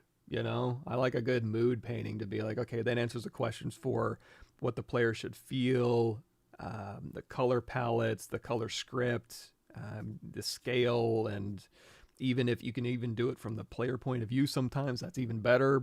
It's not always what happens, but it's useful, obviously. But anyway, a lot of decisions can be made, or just you can align yourself generally and broadly with the 2D concept at that phase. Past that phase, if you keep going down that path and you're like, okay, cool, we aligned ourselves with a mood painting, let's continue to align ourselves with a bunch of drawings for 2 years, and then after 6 months we'll start getting some of that stuff in and realize, oh, we wasted a lot of time, because now that we're in context and we're making good decisions in context and we're making decisions for what the experience is, which is not the making of art book. It's not a 2D image. We're not shipping a book. We're not shipping a PDF. We are shipping a game that is interactive and that you play. And it's experiential. You're shipping an experience. And if your experience for the first however long of production is nothing but images, it's good for alignment, but it's deceptive. It's deceptive alignment. You think you're all on the same page, and you think you got your shape language down, and you think you got all the color scripts good, but then you go in and you start making that game. Maybe what you thought isn't all that accurate. So, and it's also 2024. So like, get shit in engine. Like, stop pretending like, oh, engine is so hard and 3D is so expensive and everything's impossible, and the only thing we can do is draw in order to make decisions. And I honestly, drawing to make decisions would actually be a boon to some productions, where it's like, hey man, you guys have been typing a lot and there's a lot of sheets of paper about what the game's going to be. So if you want something very far removed from the end experience, unless you're making a text dungeon crawler, text-based dungeon crawler or something, yeah, even in that case, a lot of times you just at least draw it, but then also, you do a lot of drawing, and it's like, man, just put it in engine. And you can be smart about it. Well, if we put something in engine, then blank. Whatever the reason you're not putting something in engine, there's always several reasons why. They're usually bullshit. If the end experience is experiential, get to that experience quickly and then start iterating and refining. Now, granted, you don't want to put a bunch of stuff in and like, okay, what game are we making? Figure out what you're making, figure out what your target audience is, figure out how generally you're going to make it, but don't get caught up in, okay, everything has to be perfect and we're going to know everything before we do anything in engine. In my experience, never happened. In the history of gaming, possibly, has it ever happened. So be organized, be smart, pick and choose your battles, but just get your stuff in engine. So going back to your question, yeah, just model it real quick.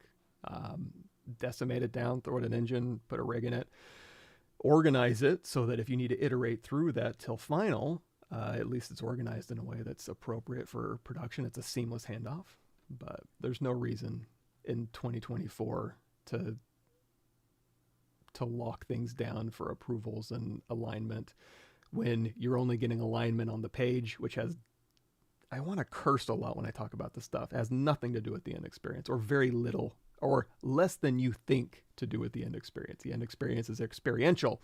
It's not the experience of looking at an image. It's a moving image, at least, right? Sorry.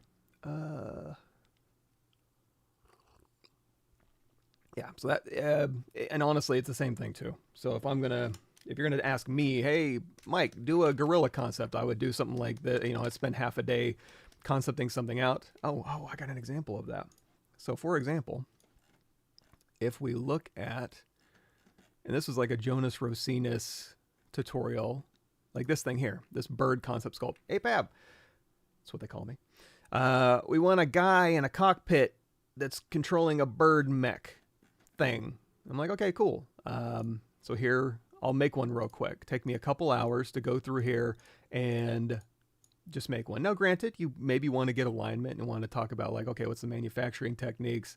What is it supposed to represent to the player? When a player looks at this, are we messaging visually appropriately? Are they able to look at it and go, this is what you want to take away from this object quickly and effectively? Effective visual messaging, blah, blah, blah. It's, at the end of the day, everything we do is being effective messaging visually. And that's not only for our output. Does this mech, when you see it in game, boom, do you look at it and go, I understand what that character is? That's part of effective visual messaging. The other part of it is, while you're in development land, are you effectively visually messaging cross-functionally from engineering, design, art, VFX, sound, what the end experience is going to be? And if part of that is written docs, or part of that is concept, or part of that is 3D, or part of that is, block out assets in engine, whatever is the most effective way to message visually is what you want to use. And a lot of times it is in engine experiential, because boy, that's a great alignment tool, as you can imagine. So anyway, I would spend maybe a day making a quick concept block out of this asset. And then what I would do is pretend like I can draw and go in here and be like, okay, here's my quick block out. And now maybe I want to go in and refine this idea, maybe make some changes. So here is where, okay, yeah. So, take a screenshot of it, go into Photoshop, drop the opacity down, and then just start, grab your pencil brush, and then just start drawing. And granted, not much of a concept artist, so it's a little noisy. Breakup shape language could use a little bit of help, but you get the idea of, it's not just, oh, concept artists now have to be all 3D, or they should only be 2D, and then 3D artists should blah, blah, blah. 2D artists, if you're not using 3D as part of your pipeline or part of your tool set, I hope you're really good at 2D, because you're missing out on some really awesome ways to take 3D objects and use them to your advantage. You get perspective for free, and you get symmetry for free. There's a lot of cool stuff you get for free, and you get awesome gorilla blobby models for free.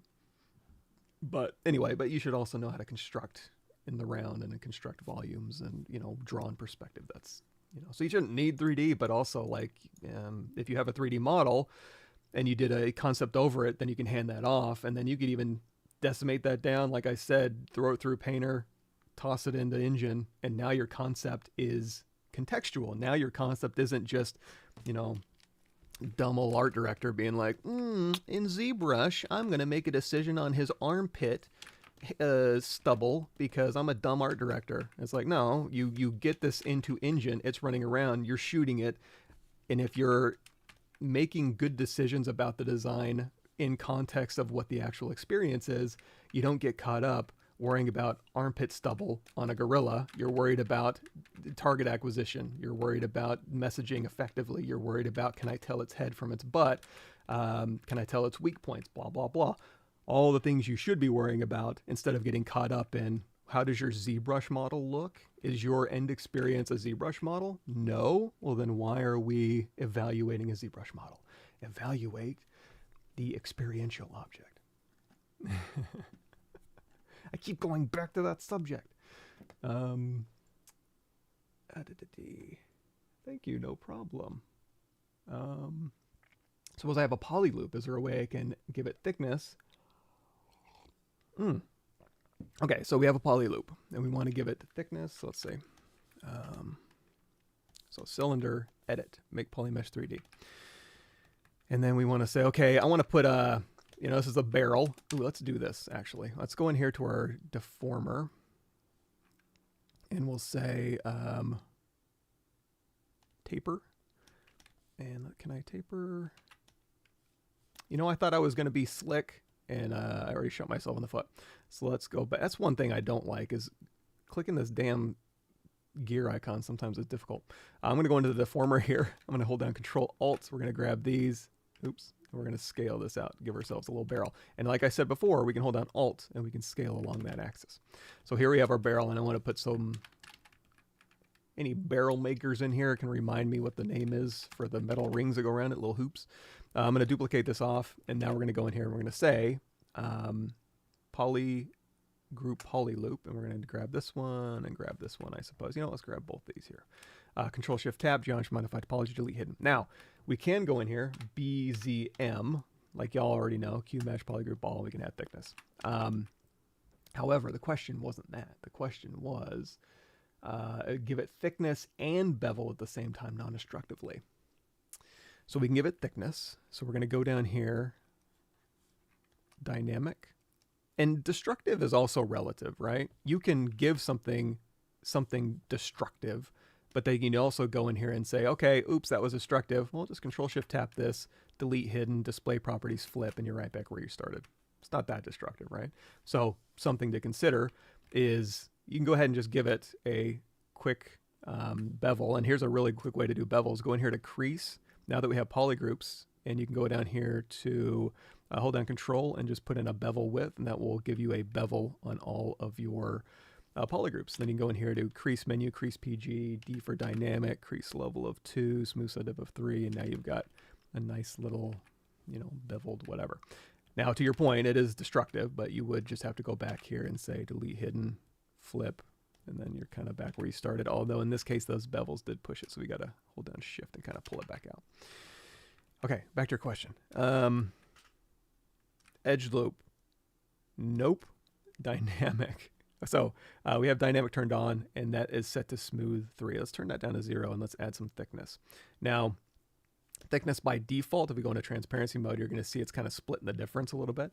That's based on this offset. So if you take that offset up to 100, the real geometry is on the inside, and then it offsets out. Let's switch this. Here we go. And then if we do the opposite, now the real geometry is on the outside, and then it offsets inside. And this is all non-destructive, quote unquote, so it's just dynamic, and you can turn that on or off. So let's set this to 100. Now, bevel. We can, it's not a bevel, but, well, it's not even going to be that, is it? Because we can turn on, we can turn on smooth, but yes, it doesn't allow us the opportunity to go, hey, I want a smooth subdiv of 3, crease level of 2. It's going to be fully creased.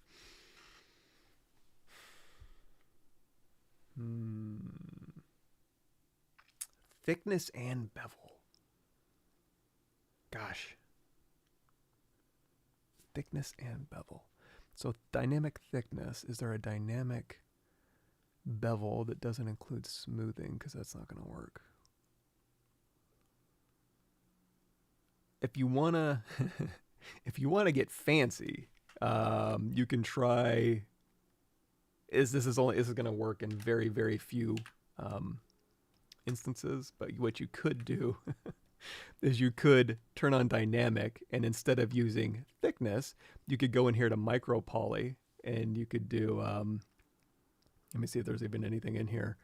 You could basically, you have a strip of polygons, you could build, God, can we just do it real quick? Let's just do it real quick. Let's try it. Now I'm interested.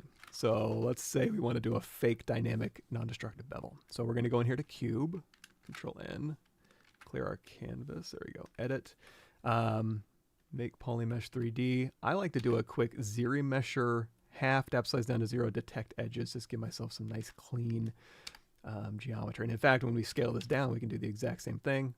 Boom, nice clean geo, right? So now we have this that we want to move in a strip. So I'm going to say it's going to have thickness, but I want these ends to be glued together. So we're going to just take the purple, and now I want to add a bevel.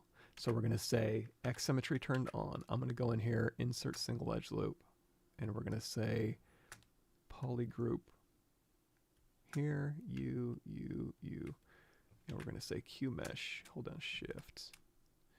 So now we have something with thickness, we have something with a bevel. And you know what, just for the hell of it, let's do mirror and weld in the Z direction. Okay, so this is what we have, right? So we're going to go back to our barrel, and we're going to go down here to dynamic. Now, instead of dynamic smooth, we're going to go down here to dynamic micro poly, and we're going to say, it's not in here, so we're going to say Control Tap, and we're going to grab our, okay, we're going to rename this so I know where the hell it is. Okay, so dynamic, micro poly, hold down Control, use this. So now we've got, but it's got too much geo. Okay, let's do this. We want to use this, but we don't need all this geo. Insert single edge loop. I'm going to just make this super duper simple. Let's make it easier to smooth later. Okay, use this. Because that would not be... You could smooth this with dynamic or what are those? Deformer. No, it's polish by features. What are these called? You see my brain. Deformation. Polish by feature. Okay, so we have this. We want to swap out this with this. So now we have, and again, it's not real.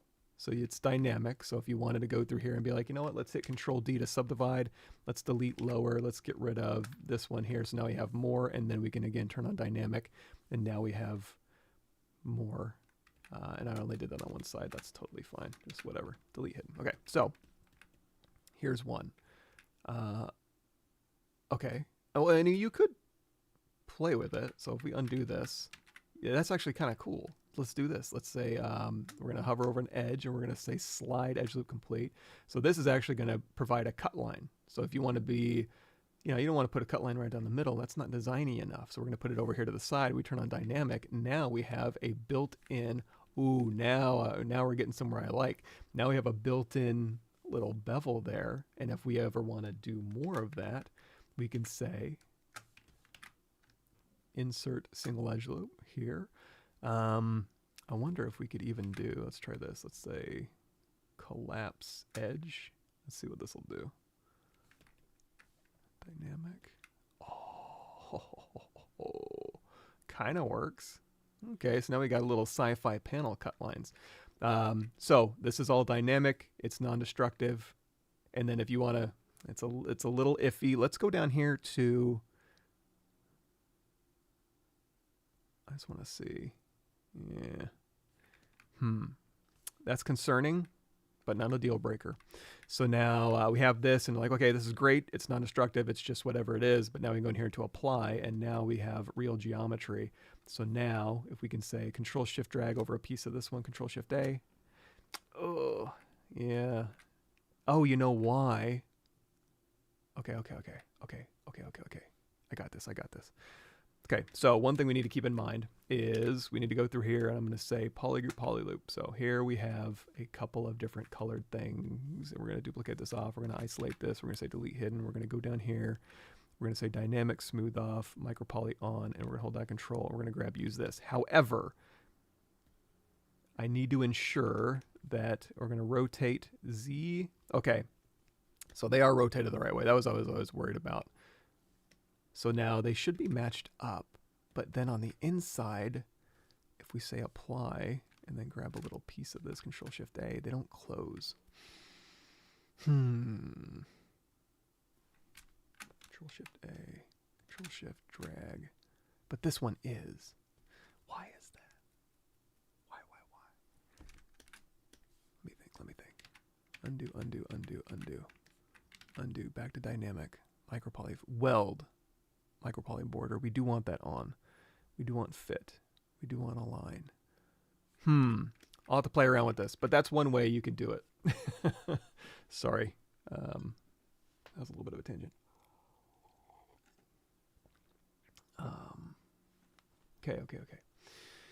Sculpt Miniatures loves ZBrush for doing it. Here's my question. How to dig holes in an old piece of clothing with thickness, not dynamic thickness. Is there a solution for other than Boolean? It's fairly heavy action with several actions to do. I'm looking for a sculpting tool to do it, for example.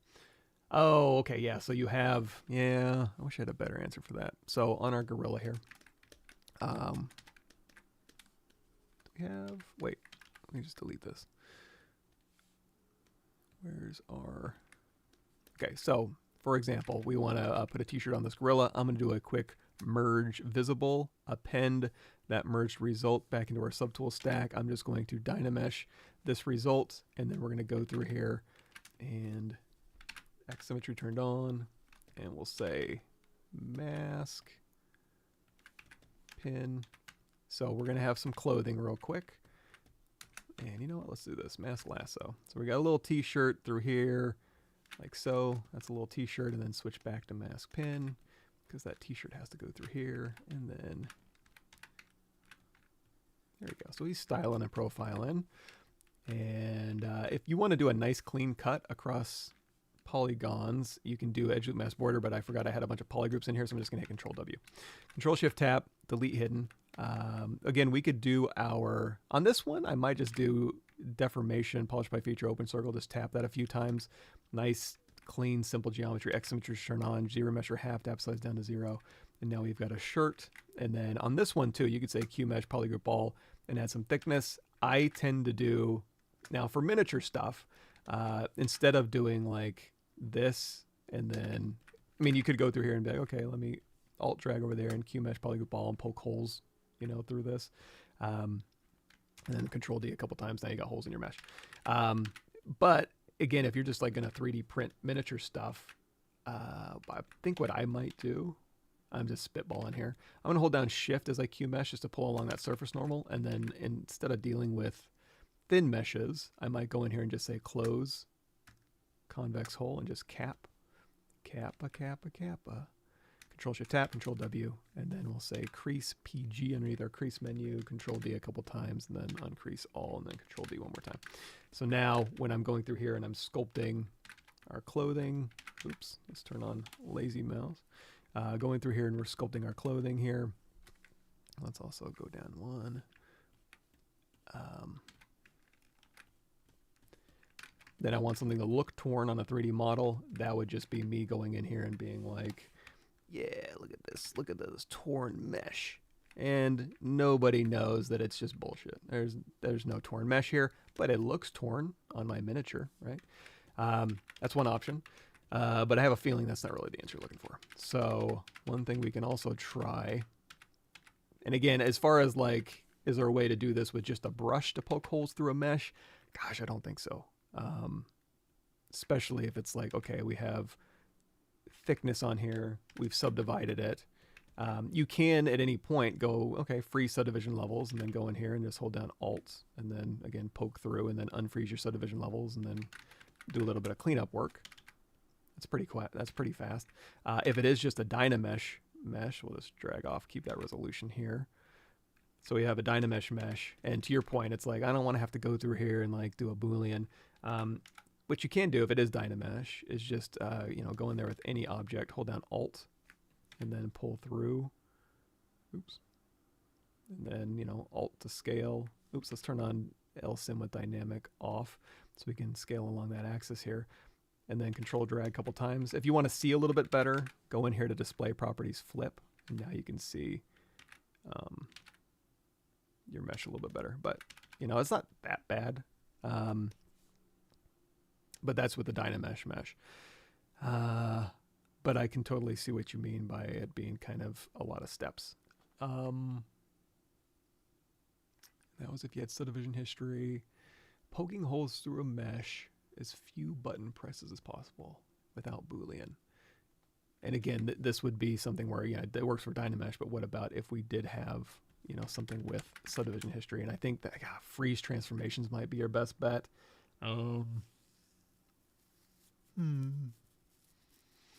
Without Booleaning and without Dynamesh. Yeah, I don't think they're, well, now if you didn't have subdivision history, so we just delete lower, but Sculptris Pro isn't going to do it either, because you can hold down Shift, and Sculptris Pro will eat away geometry like crazy, but it's not going to introduce any holes. But is there a way to say, I still would have to be like, okay, let me really quickly go through here, make like a cut thing with Alt, and it would have to be a Dynamesh. I think that's the fastest way. Hey, I wish I had a better answer, but yeah, to get a hole in ZBrush, it's either poke a hole with ZModeler, poke a hole with Booleans, poke a hole with Dynamesh, and then you can use other things to modify that hole. You could even use Spotlight, but those are still Booleans. You could use VDM, but that's fake. You know, you could use like Pablo Munoz Gomez has a. Let me steal some of his brushes real quick. I didn't steal them. I got them, and I'm using them. Cloth. Cloth damage. So you can go through here and you can be like, just use VDM brushes. But again, that's not real. It's not poking a hole through your mesh. It's just modifying mesh that's already there. Don't have a good answer. Sorry about that. Cool. Yeah. Try zooming in the focus point. It would just zoom to my center axis. Oh, really? Yeah, if I'm right-click navigating, Oh, you know what it might be? Underneath transform, make sure you have local turned on. Because if this gets turned off, yeah, then it just goes wherever. So maybe the local got turned off. Maybe. Buggy move top. Yes, I have. Yes, move topological does not work very well for me. Yeah. So what I've had to, I mean, as far as handling it, it's a bug. I think. I hope. I hope I'm not misremembering or there's a setting I'm forgetting. But yeah, move topological. I don't have anything good on here. Tool. Let me just see. So we have a mouth here with a mouth bag, and if I go in here with move brush, it'll move. If I go in here to move auto masking topological range 1 and I move, that should not behave like that for sure. Because yeah, there's tons of geometry in here that would say, hey, these are nowhere near each other. But yeah, this appears to be kind of broken, I think. Ways around it, W control drag. Oh, and if this is too soft for you, because that's a new feature, you can go to BT classic, transpose classic, and that'll take you back to the usual here. So now you can say, okay, topological, you're not working for me. Move, control tab to invert, move. And now we've got move topological, kind of.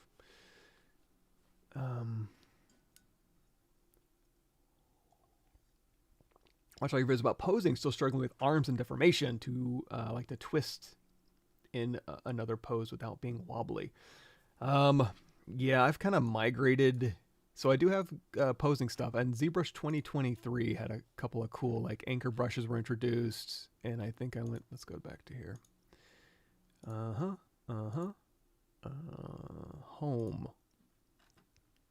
ZBrush 2023, what's new? If you scroll down, there's some proxy pose and proxy pose with Zsphere rigging and transpose master with Zsphere rigging, Z-Remesh and project history refresher with proxy pose. So all these videos right here talk a lot about posing.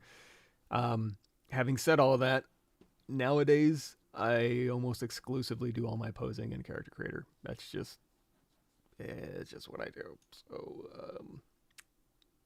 as far as like how to get a nice twist, like when I'm just posing in ZBrush, it's probably, do we sell my gorilla here? So it'd be something like, number one, if you want to pose with a Z-Sphere rig, you're going to have resolution. Oh, that's merged. I was like, why am I missing something? So for example, if I want to pose all this, I need to make sure that I have subdivision history. So I can go through and drop down to lowest and then use Z-spheres to go and pose this guy out. If I don't have that, I can go through and I can just pose it. So we can say, for example, Z plugin, transpose master, T-pose mesh, just send it all over and then it's just masking. And then you could use anchor brushes. So if you wanted to like mask lasso. And again, this is where like going in and creating a quick rig, let's also turn on X symmetry, is way easier and more flexible than this, but you know, when in a pinch, it's fine. So we'll just mask, control tab to invert that mask, W, go ahead and set our pivot. Of course, this mesh here should probably, oh no, it should probably be unmasked. So as we move this around, it stays relatively hard surfacey. And I'm probably just gonna end up moving that around anyway. So we'll go through here and we'll pose this arm out, and then we'll go ahead and mask through here now, and then control tap once, and then, you know, set our pivot in here. You could also use transpose, just hit Y on your keyboard and you go like, okay, bone to bone, and then put this in the middle of your mesh, and then R to rotate, and beep, boop, beep. You can also hold down Alt and you could do, you know, wrist bends if you want, but we're kind of rotating the arms out here. So here's our new pose. Now twisting would be something like, you know, making sure it's pointing down the axis, and then you want to go through here and like, you know, kind of twist. But even if you're using Z-spheres, you can have helper stuff in here, but at the end of the day, if you're making any major changes, it is what it is. You can go through here and you can kind of clean this up a little bit. You could say T-pose to sub-T, it'll go back and move all our subtools around. Also, you could use proxy pose. We just talked about that, but I didn't really use it. But yeah, so now we can go back in here, and I would still have to go in and be like, okay, now that our arm has moved, we don't have like a muscle simulator in ZBrush. You'd have to be like, okay, the brachialis and brachioradialis and whatever, the bicep, you know, is going to change position, and you just go in and basically clean it up. You know, fortunately or unfortunately, it is what it is.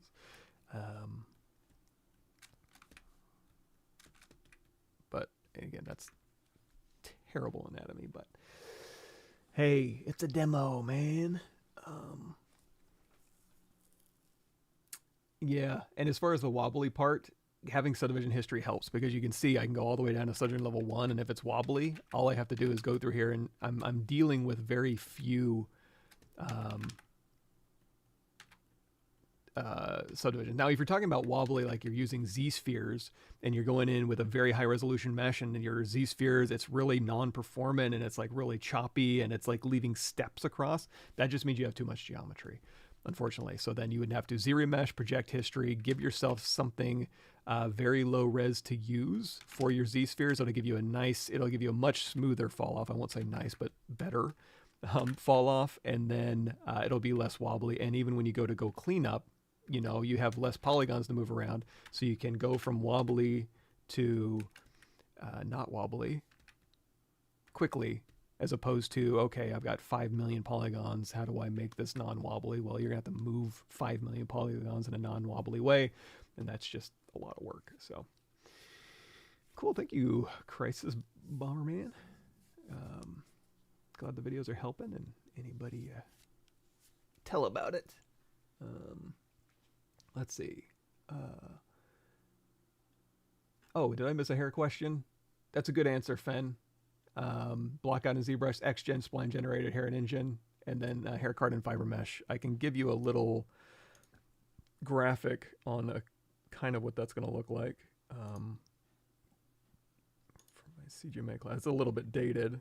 It was pre-XGen or early days of XGen, but essentially, like in ZBrush, whenever you have a block out of a hair mesh, and then you go through and you make your hair strips, right?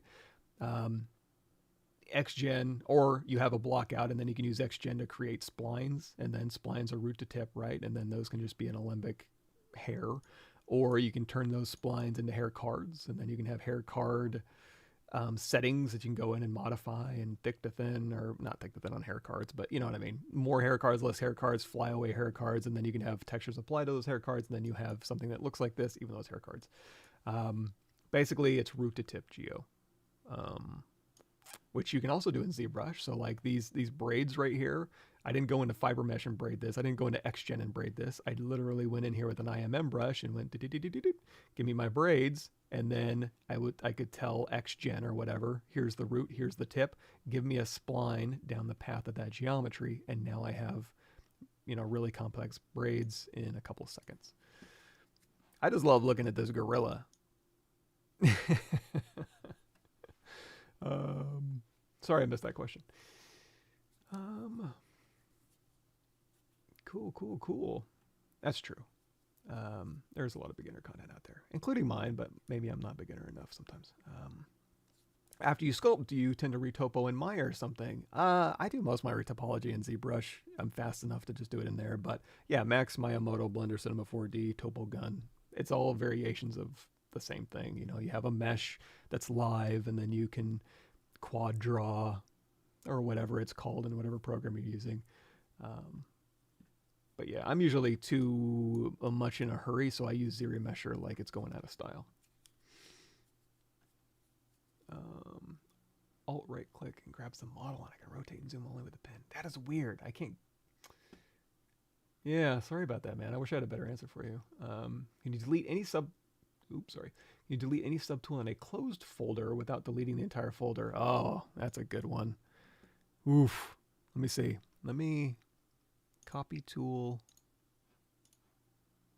paste tool. So now we've got a new tool stack here. And then in here, I'm going to say, so here's how you can move stuff into a folder. So we can say, let's control tab, let's put history, get rid of it. W, move multiple, control shift drag over multiple objects, control F to folder it, always yes, and test. So now we have all of these objects in a folder. However, we have a closed folder, and I'm in here in this closed folder, and we're selecting things. I'm like, okay, I want to delete this head, right? Go in here to delete, and it deletes everything in the folder. If there was preferences, oh man, y'all come with some good questions.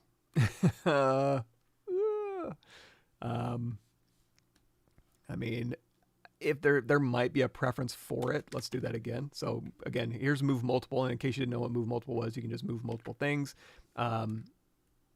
You can also hold down Control Shift and drag, and you'll see little hash marks. You can Control Shift tap to add things to move multiple. You can Control Shift tap again to remove add. You can Control Shift tap out here to invert. So basically, we're going to grab all these, and you can also, with move multiple, hit Control F and add things to a folder. And then once we have a folder, we can turn off move multiple. Now, you can go back into move multiple. You can go in here and you can say transpose set, and then now you're back to move multiple.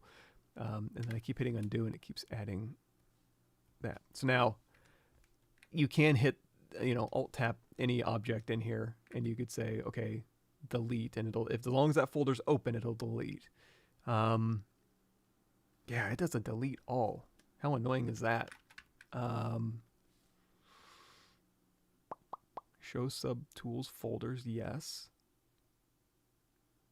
Ooh, that's a good one. I don't have an answer for that one either. Sorry about that.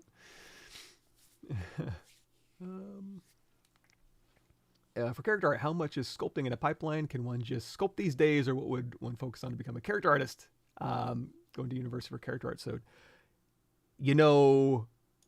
what you're doing as a job in character art versus what you're going to do to get a job in character art are two different things.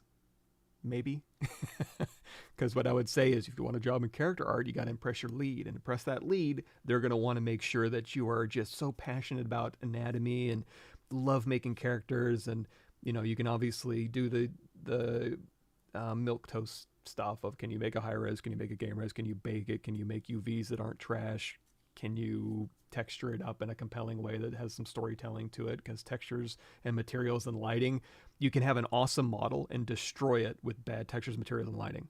You can have a terrible model or a mediocre model and make it look amazing with great materials, textures, and lighting. Put that in your back pocket. Don't skimp on that stuff if you weren't trying to sell yourself. Having said all that, you're going to do all this anatomy stuff, and then you're going to get a job in the industry. And I almost guarantee you're not going to get a job making anatomy for a video game. Like, you don't usually hire brand new people to be like, okay, go ahead and sculpt a bunch of, base meshes for our game. That's going to be the lead and the tech artist probably doing all of that. Your first job will be a glorified prop artist. We need a lot of clothing. We need a lot of shoulder pads. We need a lot of boots. If we're not outsourcing it, that's the type of content we need more than sculpting. Now, you may work on a game. You may luck out and be like, hey, we have a very ZBrush-centric pipeline. It's a bunch of creatures and a bunch of NPCs and enemy AI that require a bunch of sculpting, and you just sculpt all day. For sure, that exists. That would be an awesome job. If you can find those jobs and it's just mostly sculpting in a pipeline all day, absolutely, it can exist, and it probably does exist at certain places, but it's probably not that common. What should you focus on? I don't, let me see. Do I have something on that? That would be, do I need a college degree? Break in the games industry? Again, just my blog might have some stuff on there, but as far as character art, it kind of goes back to what we were talking about earlier as far as breaking into the industry is tailor your portfolio to where you want to work. So if you want to work for Naughty Dog, maybe, and you want to work on hyper-realistic Naughty Dog games, maybe you don't have only super cartoony Adventure Time models and textures in your portfolio. And then also on top, so tailor your portfolio to who you don't want to work for. And then also make your work as good or better than their current artists. Is that easy to do? No. But try to approach that. You don't want to come in and be like, I want a job now, and you have terrible artwork compared to who they are and what they do. So you want to at least be moderately competitive, or at least the illusion that you're moderately competitive, even if it takes you a little bit longer. Get it to that point if you can. You don't want to come in swinging too low, right? Your batting average way down there. And then, like we were talking about earlier, making sure you answered all the questions that a potential employer is going to have. And if you don't answer all those questions, keep in mind that you will be competing with people that probably did. So if you only have high-res stuff that's rendered beautifully, great, that's going to get their attention. But if you have no examples of game res and bakes and all, again, all the milquetoast stuff we do in the industry, then you're probably going to lose out to somebody who has beautiful high-res renders and has all that stuff in there done moderately well. Long story short.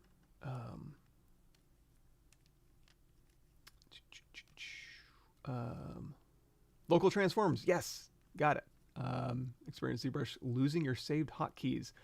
Occasionally, what you can do is go in here to, like when you just load up ZBrush, sometimes I'll be missing my custom menu stuff and my hotkeys.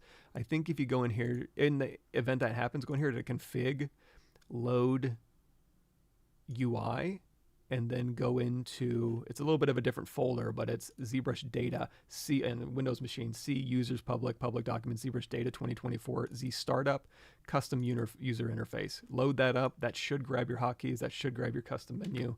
And you should be back where you started, I think. Make sure, we got 5 minutes. Okay.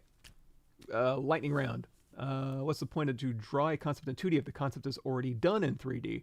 Not always. It's not always done in 3D. It could have a block out in 3D and it's an engine running around, and now you need the concept artist to go in and say, hey, let's take this to the next level. Now that we see it in context, what do we need to do to this in order to make it really successful? And then you go on top of the 3D model and continue to 2D ideate on top of your 3D model. And even as a 3D artist, I would suggest doing that. Do you think it's easier to sculpt characters in real life settings or fantasy settings? Real life, if I'm just taking scan data or metahuman, dragging some sliders around, boom, real life is done. Fantasy is going to require a little more work. So, and even like when you talk about like Unreal and metahuman and mega scans and stuff, like real life is far and away the easier thing to do. Easier in the sense that you got some really nice foundation to start from. If you figured it out, could you make a tweet about it? It's going to be on my mind forever now. What did I miss? Let me see. I might have missed the first part of that, Warren. For some reason, I'm really bad about, because I'm getting a bunch of comments from all over the place, and so it's hard for me to kind of keep up. Let's see. Access replay. We have access to replay a stream on YouTube or Twitch. And yes, I'm going to post this on my YouTube channel, and it's also going to be on Pixelogic's channel too. Surprised I'm not seeing a lot of use for Redshift in ZBrush. It is kind of built in. I don't have a video on it because when I was using it, it was kind of hard for me to use, to be honest. But your mileage may vary, and really all it is just a matter of going in here to your materials, choosing a Redshift material, and then we need to activate it in the render settings here. So underneath render, Redshift render, turn on Redshift, go in here and do a lot of settings, and then hit BPR, and then it'll render in Redshift. It's easy enough to set up. Oh, and speaking of, if you want to know more about like the Maxon bridge and rendering and stuff, I do have on my playlist here a whole playlist on ZBrush and Cinema 4D. There's some really fun stuff with like physics and foam rendering and glass and Redshift rendering. Not in ZBrush, but external from ZBrush. You can just hit Go Z though, and then you can check that playlist out. It's a decent playlist. So there's our Redshift aluminum render in ZBrush. Double result after applying a tube to a curve is there a way to prevent this? Yes, turn off X symmetry. So if you have X symmetry turned on, it's going to do it twice. So if you turn off X symmetry, it'll just do it once. Can you explain how to start and where to start sculpting any model from basic shapes? You know what? I'll send you a video link. Again, this is for my CG Master Academy class, but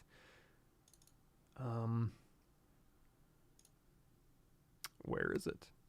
Quick demos. Share.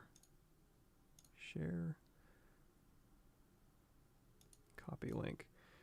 This is basically a video on here's a seemingly complex object.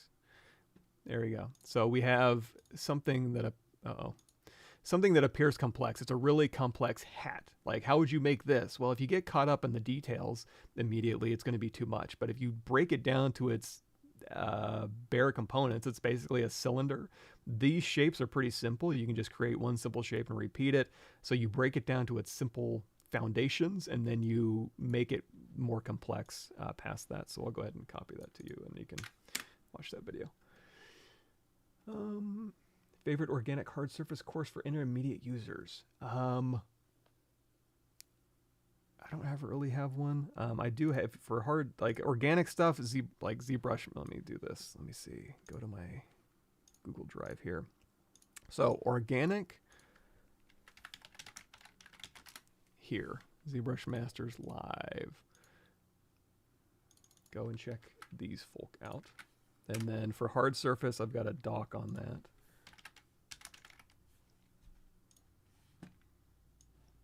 Scroll down, and there's some, you know, different methodologies and different examples. Because when it talks about like, oh, how do you do hard surface in ZBrush?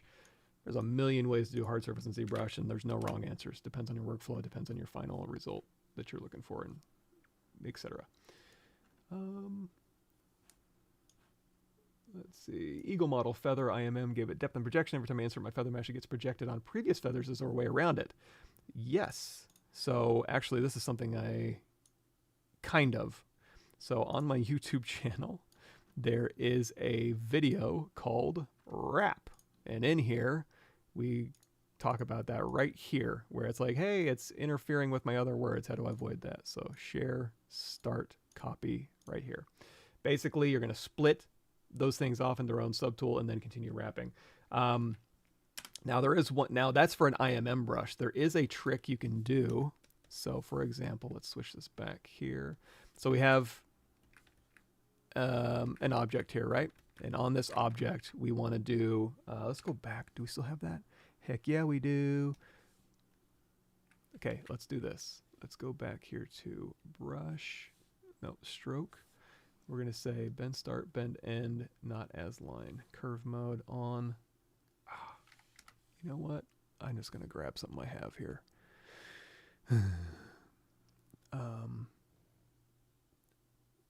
Where's it at? It's called military. JJKLM military. Okay, so we have a tube brush, right? And it's going to go across the surface, and it's kind of sitting on the surface. Of course, we already know you can go in here to brush, curve, nope, depth. We can drop that down and embed it. In fact, we'll just put it right down the middle. So now when we click on this, it'll just go right down the middle. But, you know, we can also just keep that up on the top. So again, it's just kind of laying on the top of the surface. I forget where this was at. Something like here. So now we're drawing tubes on a surface, right? However, because we're drawing tubes on a surface and we go over other objects, it's going to want to interact with those objects. You can avoid that with a curve brush, not an IMM brush, by going in here and control tapping this point in history to store those vert positions. And now when you go through and you draw a curved line, you can tap off and that'll store that curve. And then when you drag another one, it will ignore the other stroke and it will just draw through. Now, it's not going to help you on feathers, but maybe it'll help somebody with IMM curves if this is a method you want to use to continue just drawing lines over each other without disregarding that.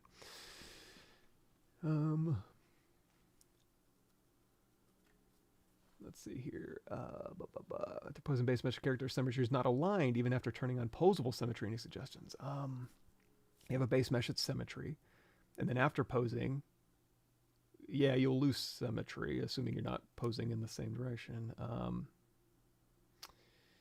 If you're posing something with symmetry, oops, Alt S. If you're posing symmetry with something with symmetry turned on, and then you lose symmetry, sometimes what you can do is you can tap X, go in here to mask pin, go down to your lowest sort of, or doesn't really matter, I suppose. Mask half of it. Go down here to deformation, smart resim across the X. You can see it kind of jumped here. So we'll say smart resim across the X there. And then now you can get symmetry back. Might be something you can use. I'm already married though. Sorry, Alberto. Hard surface. Oh, the hard surface dock. Right. I was gonna. Okay. So here, copy. Or I think I already pasted that.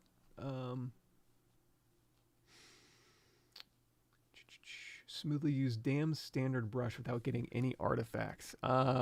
So if we have geometry, what are we at? Okay, here.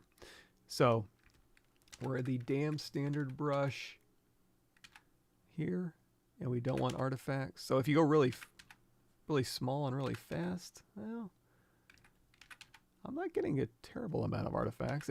By default, it should be pretty good. You may need to go in and crank up your lazy radius a little bit, you know, to kind of, and that's underneath your stroke menu, by the way. Stroke, lazy mouse, crank that up a little bit. You know, kind of make it a little less artifacty, but I think by default, it should be pretty smooth. Each time I start up ZBrush, I have to set up my brushes, roll, and adjust tablet pin curvature. My brush menu is a way to save it. Yes, go all the way back to the beginning of this episode here, and we talk about how to do that with a mask brush. It's the exact same thing, only with the regular brush. Entry level start the props.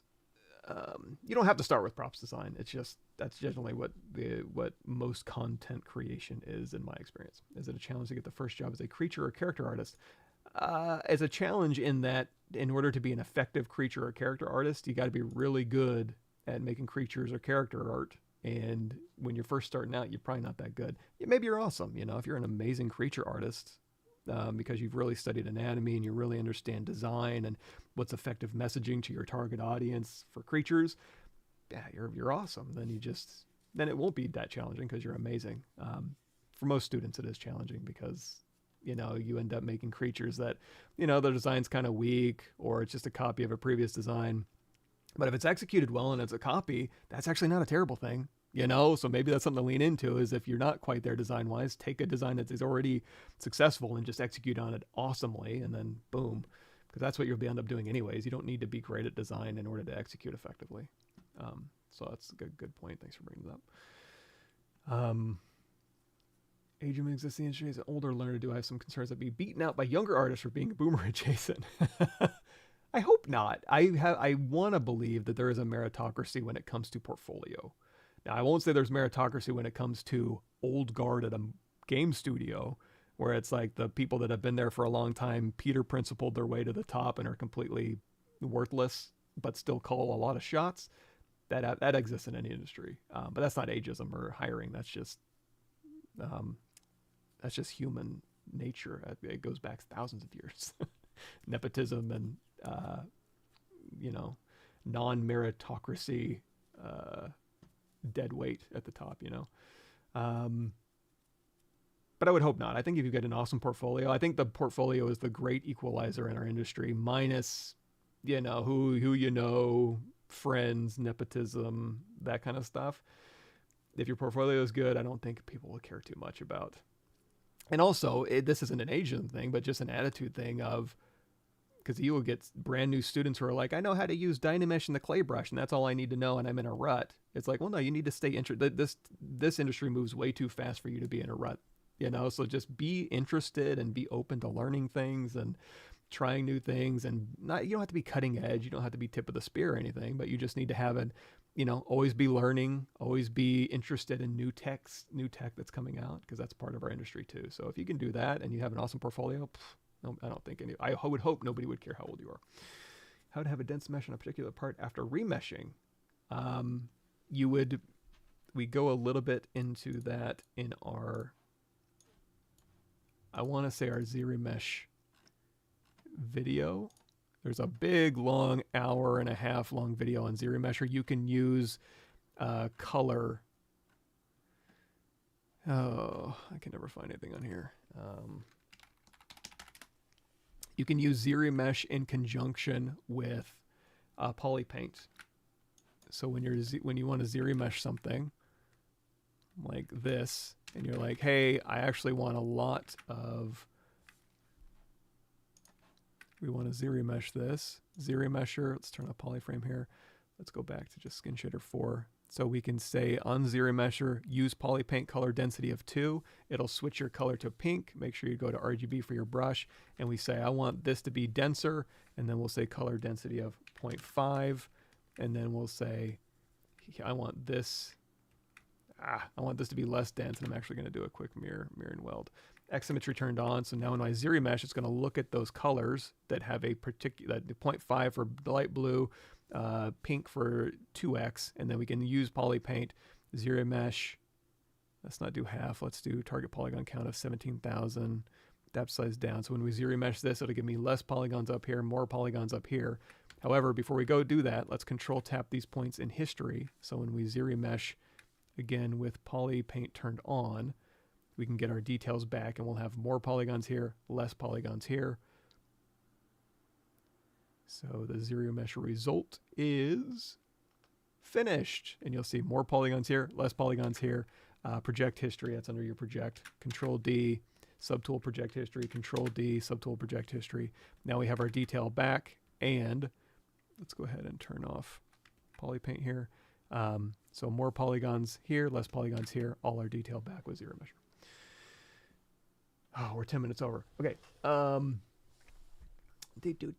to have a dense like after the first stroke, how to make the second stroke smoothly. I'm not getting it smoothly. I'm getting a point there. So damn standard, you have a first stroke here, first stroke, and then you want to make a second stroke without like a transition here. You can maybe, so you can go here to stroke. I might be misunderstanding too. Lazy radius set at 8. In here, there's a lazy snap. So you can start a stroke and then you can continue a stroke, and it should leave off right where you left off here. But if you want to do that effectively, you may have to go into your tablet pressure, turn this off, and because your tablet pressure is also dictating how well. So if you got a strong stroke, it might meet up okay. If you have a really thick to thin stroke and then you come back in with a strong stroke, it's going to have a disparity there. So I don't know if that helps.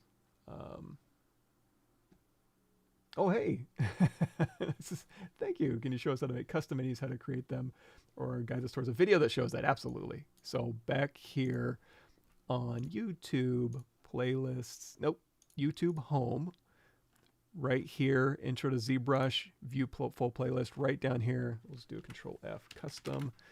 That's custom brushes, and then down here is custom interface. Video 42 in here will get you up and running. Cool. And hotkey 1 to repeat stroke. Also, speaking of that, thank you, Alex. You are full of good stuff. Also, in lieu of that, also along with that, you can have a stroke here, and then you can repeat your stroke over and over again. You also have a adjust last up here in your interface. Also, if you have 1, 2, 3, 4 strokes in here and you want to adjust last on all those, remember you can go back in your history, control tap that point in history, go all the way forward, and then you can adjust last on multiple strokes at once. That's a cool one.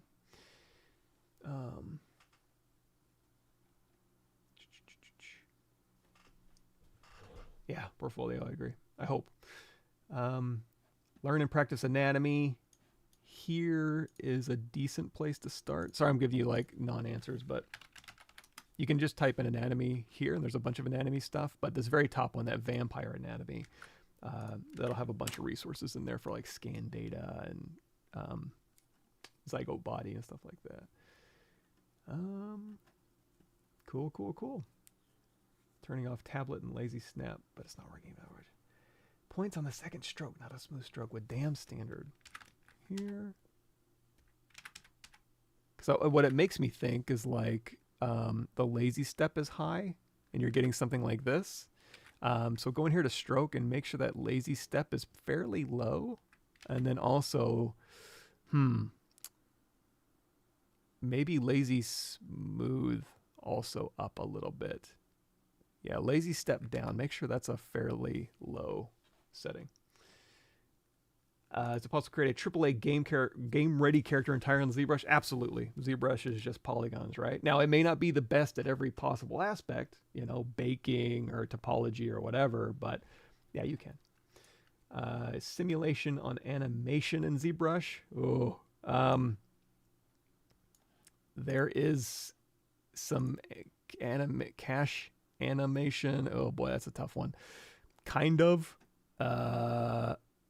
I don't know that it would be, I mean, no, that's not in ZBrush. I could say you could simulate cloth with the ZBrush model, but that's in Character Creator. There is stuff you can do in 2021 that is, let me see, cache, C-A-C-H-E, I hope I'm not stepping on, so animation, record, playback. So index 37, there is how you can create a animated cache in ZBrush, and then you could, I want to say Steve Talowski did a,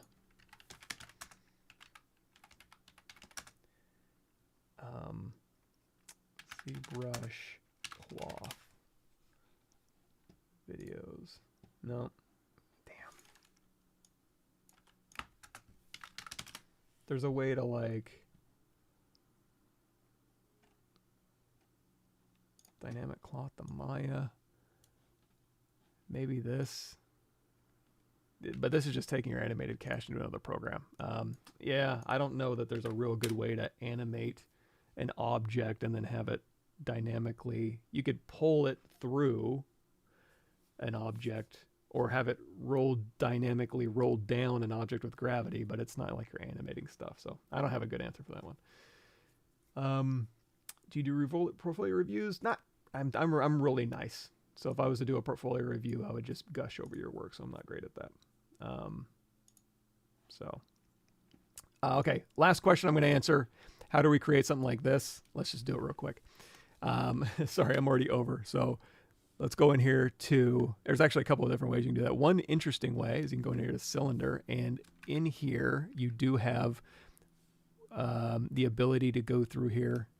Even in this state here, you can move, scale, and rotate while it's in an initialized state, and you can go in here and you can do a twist in the y-axis here, and you could even go in here and do a masking, so you can mask everything out by, what is it? Color? No, mask by alpha. Row, so select one, skip one, mask by row. Nope, mask by column. And then you can go through here and invert that, and then you could do a deformation inflate. So what's one way you could do it is just go in here, and then of course you could say make polymesh 3D and then hit D on your keyboard. That's just using defaults, right? But of course, if you want a little more control, you can go in here to cylinder here, make polymesh 3D, and now it's just purely sculptable. So then you can, instead of using a twist deformer, you can go in here and use twist. You can say I'm going to twist this one up and twist this one back, and then I'm going to go ahead and do a group by normals, isolate this, delete hidden. We can go through here every other one and say polygroup, polyloop, and then say, you know, every other one of these here. You could even do a panel loops on this. Of course, that'll split your mesh out. But something like, you could do like a inset polygroup all, or you could, and then you can go in here and inset all of these, or you could even do like an insert multiple edge loops interactive elevation, and you could pull through here, and you just kind of get those ridges, and then every other one of these you can go through and just start doing your thing, and then eventually just go in here and, you know, close holes or cap it or whatever. Probably a couple different ways to do it, but yeah. Oh, no. Cool. All right. So very last question here. It's an easy one. Go to my YouTube channel and then type in workstation. And you can kind of see a little, this isn't what it is right now. I'm in a different room in a different house, but that's basically my setup right here. But there's my workstation stuff you can check out. So anyway, cool. Thanks, everybody. Thank you, everybody. And catch you on the flip side. Like I said, this will be posted on the thing you're watching now, as well as I'll just post it on my channel too. And have a good day. Thanks, everybody. Let me figure out how to turn this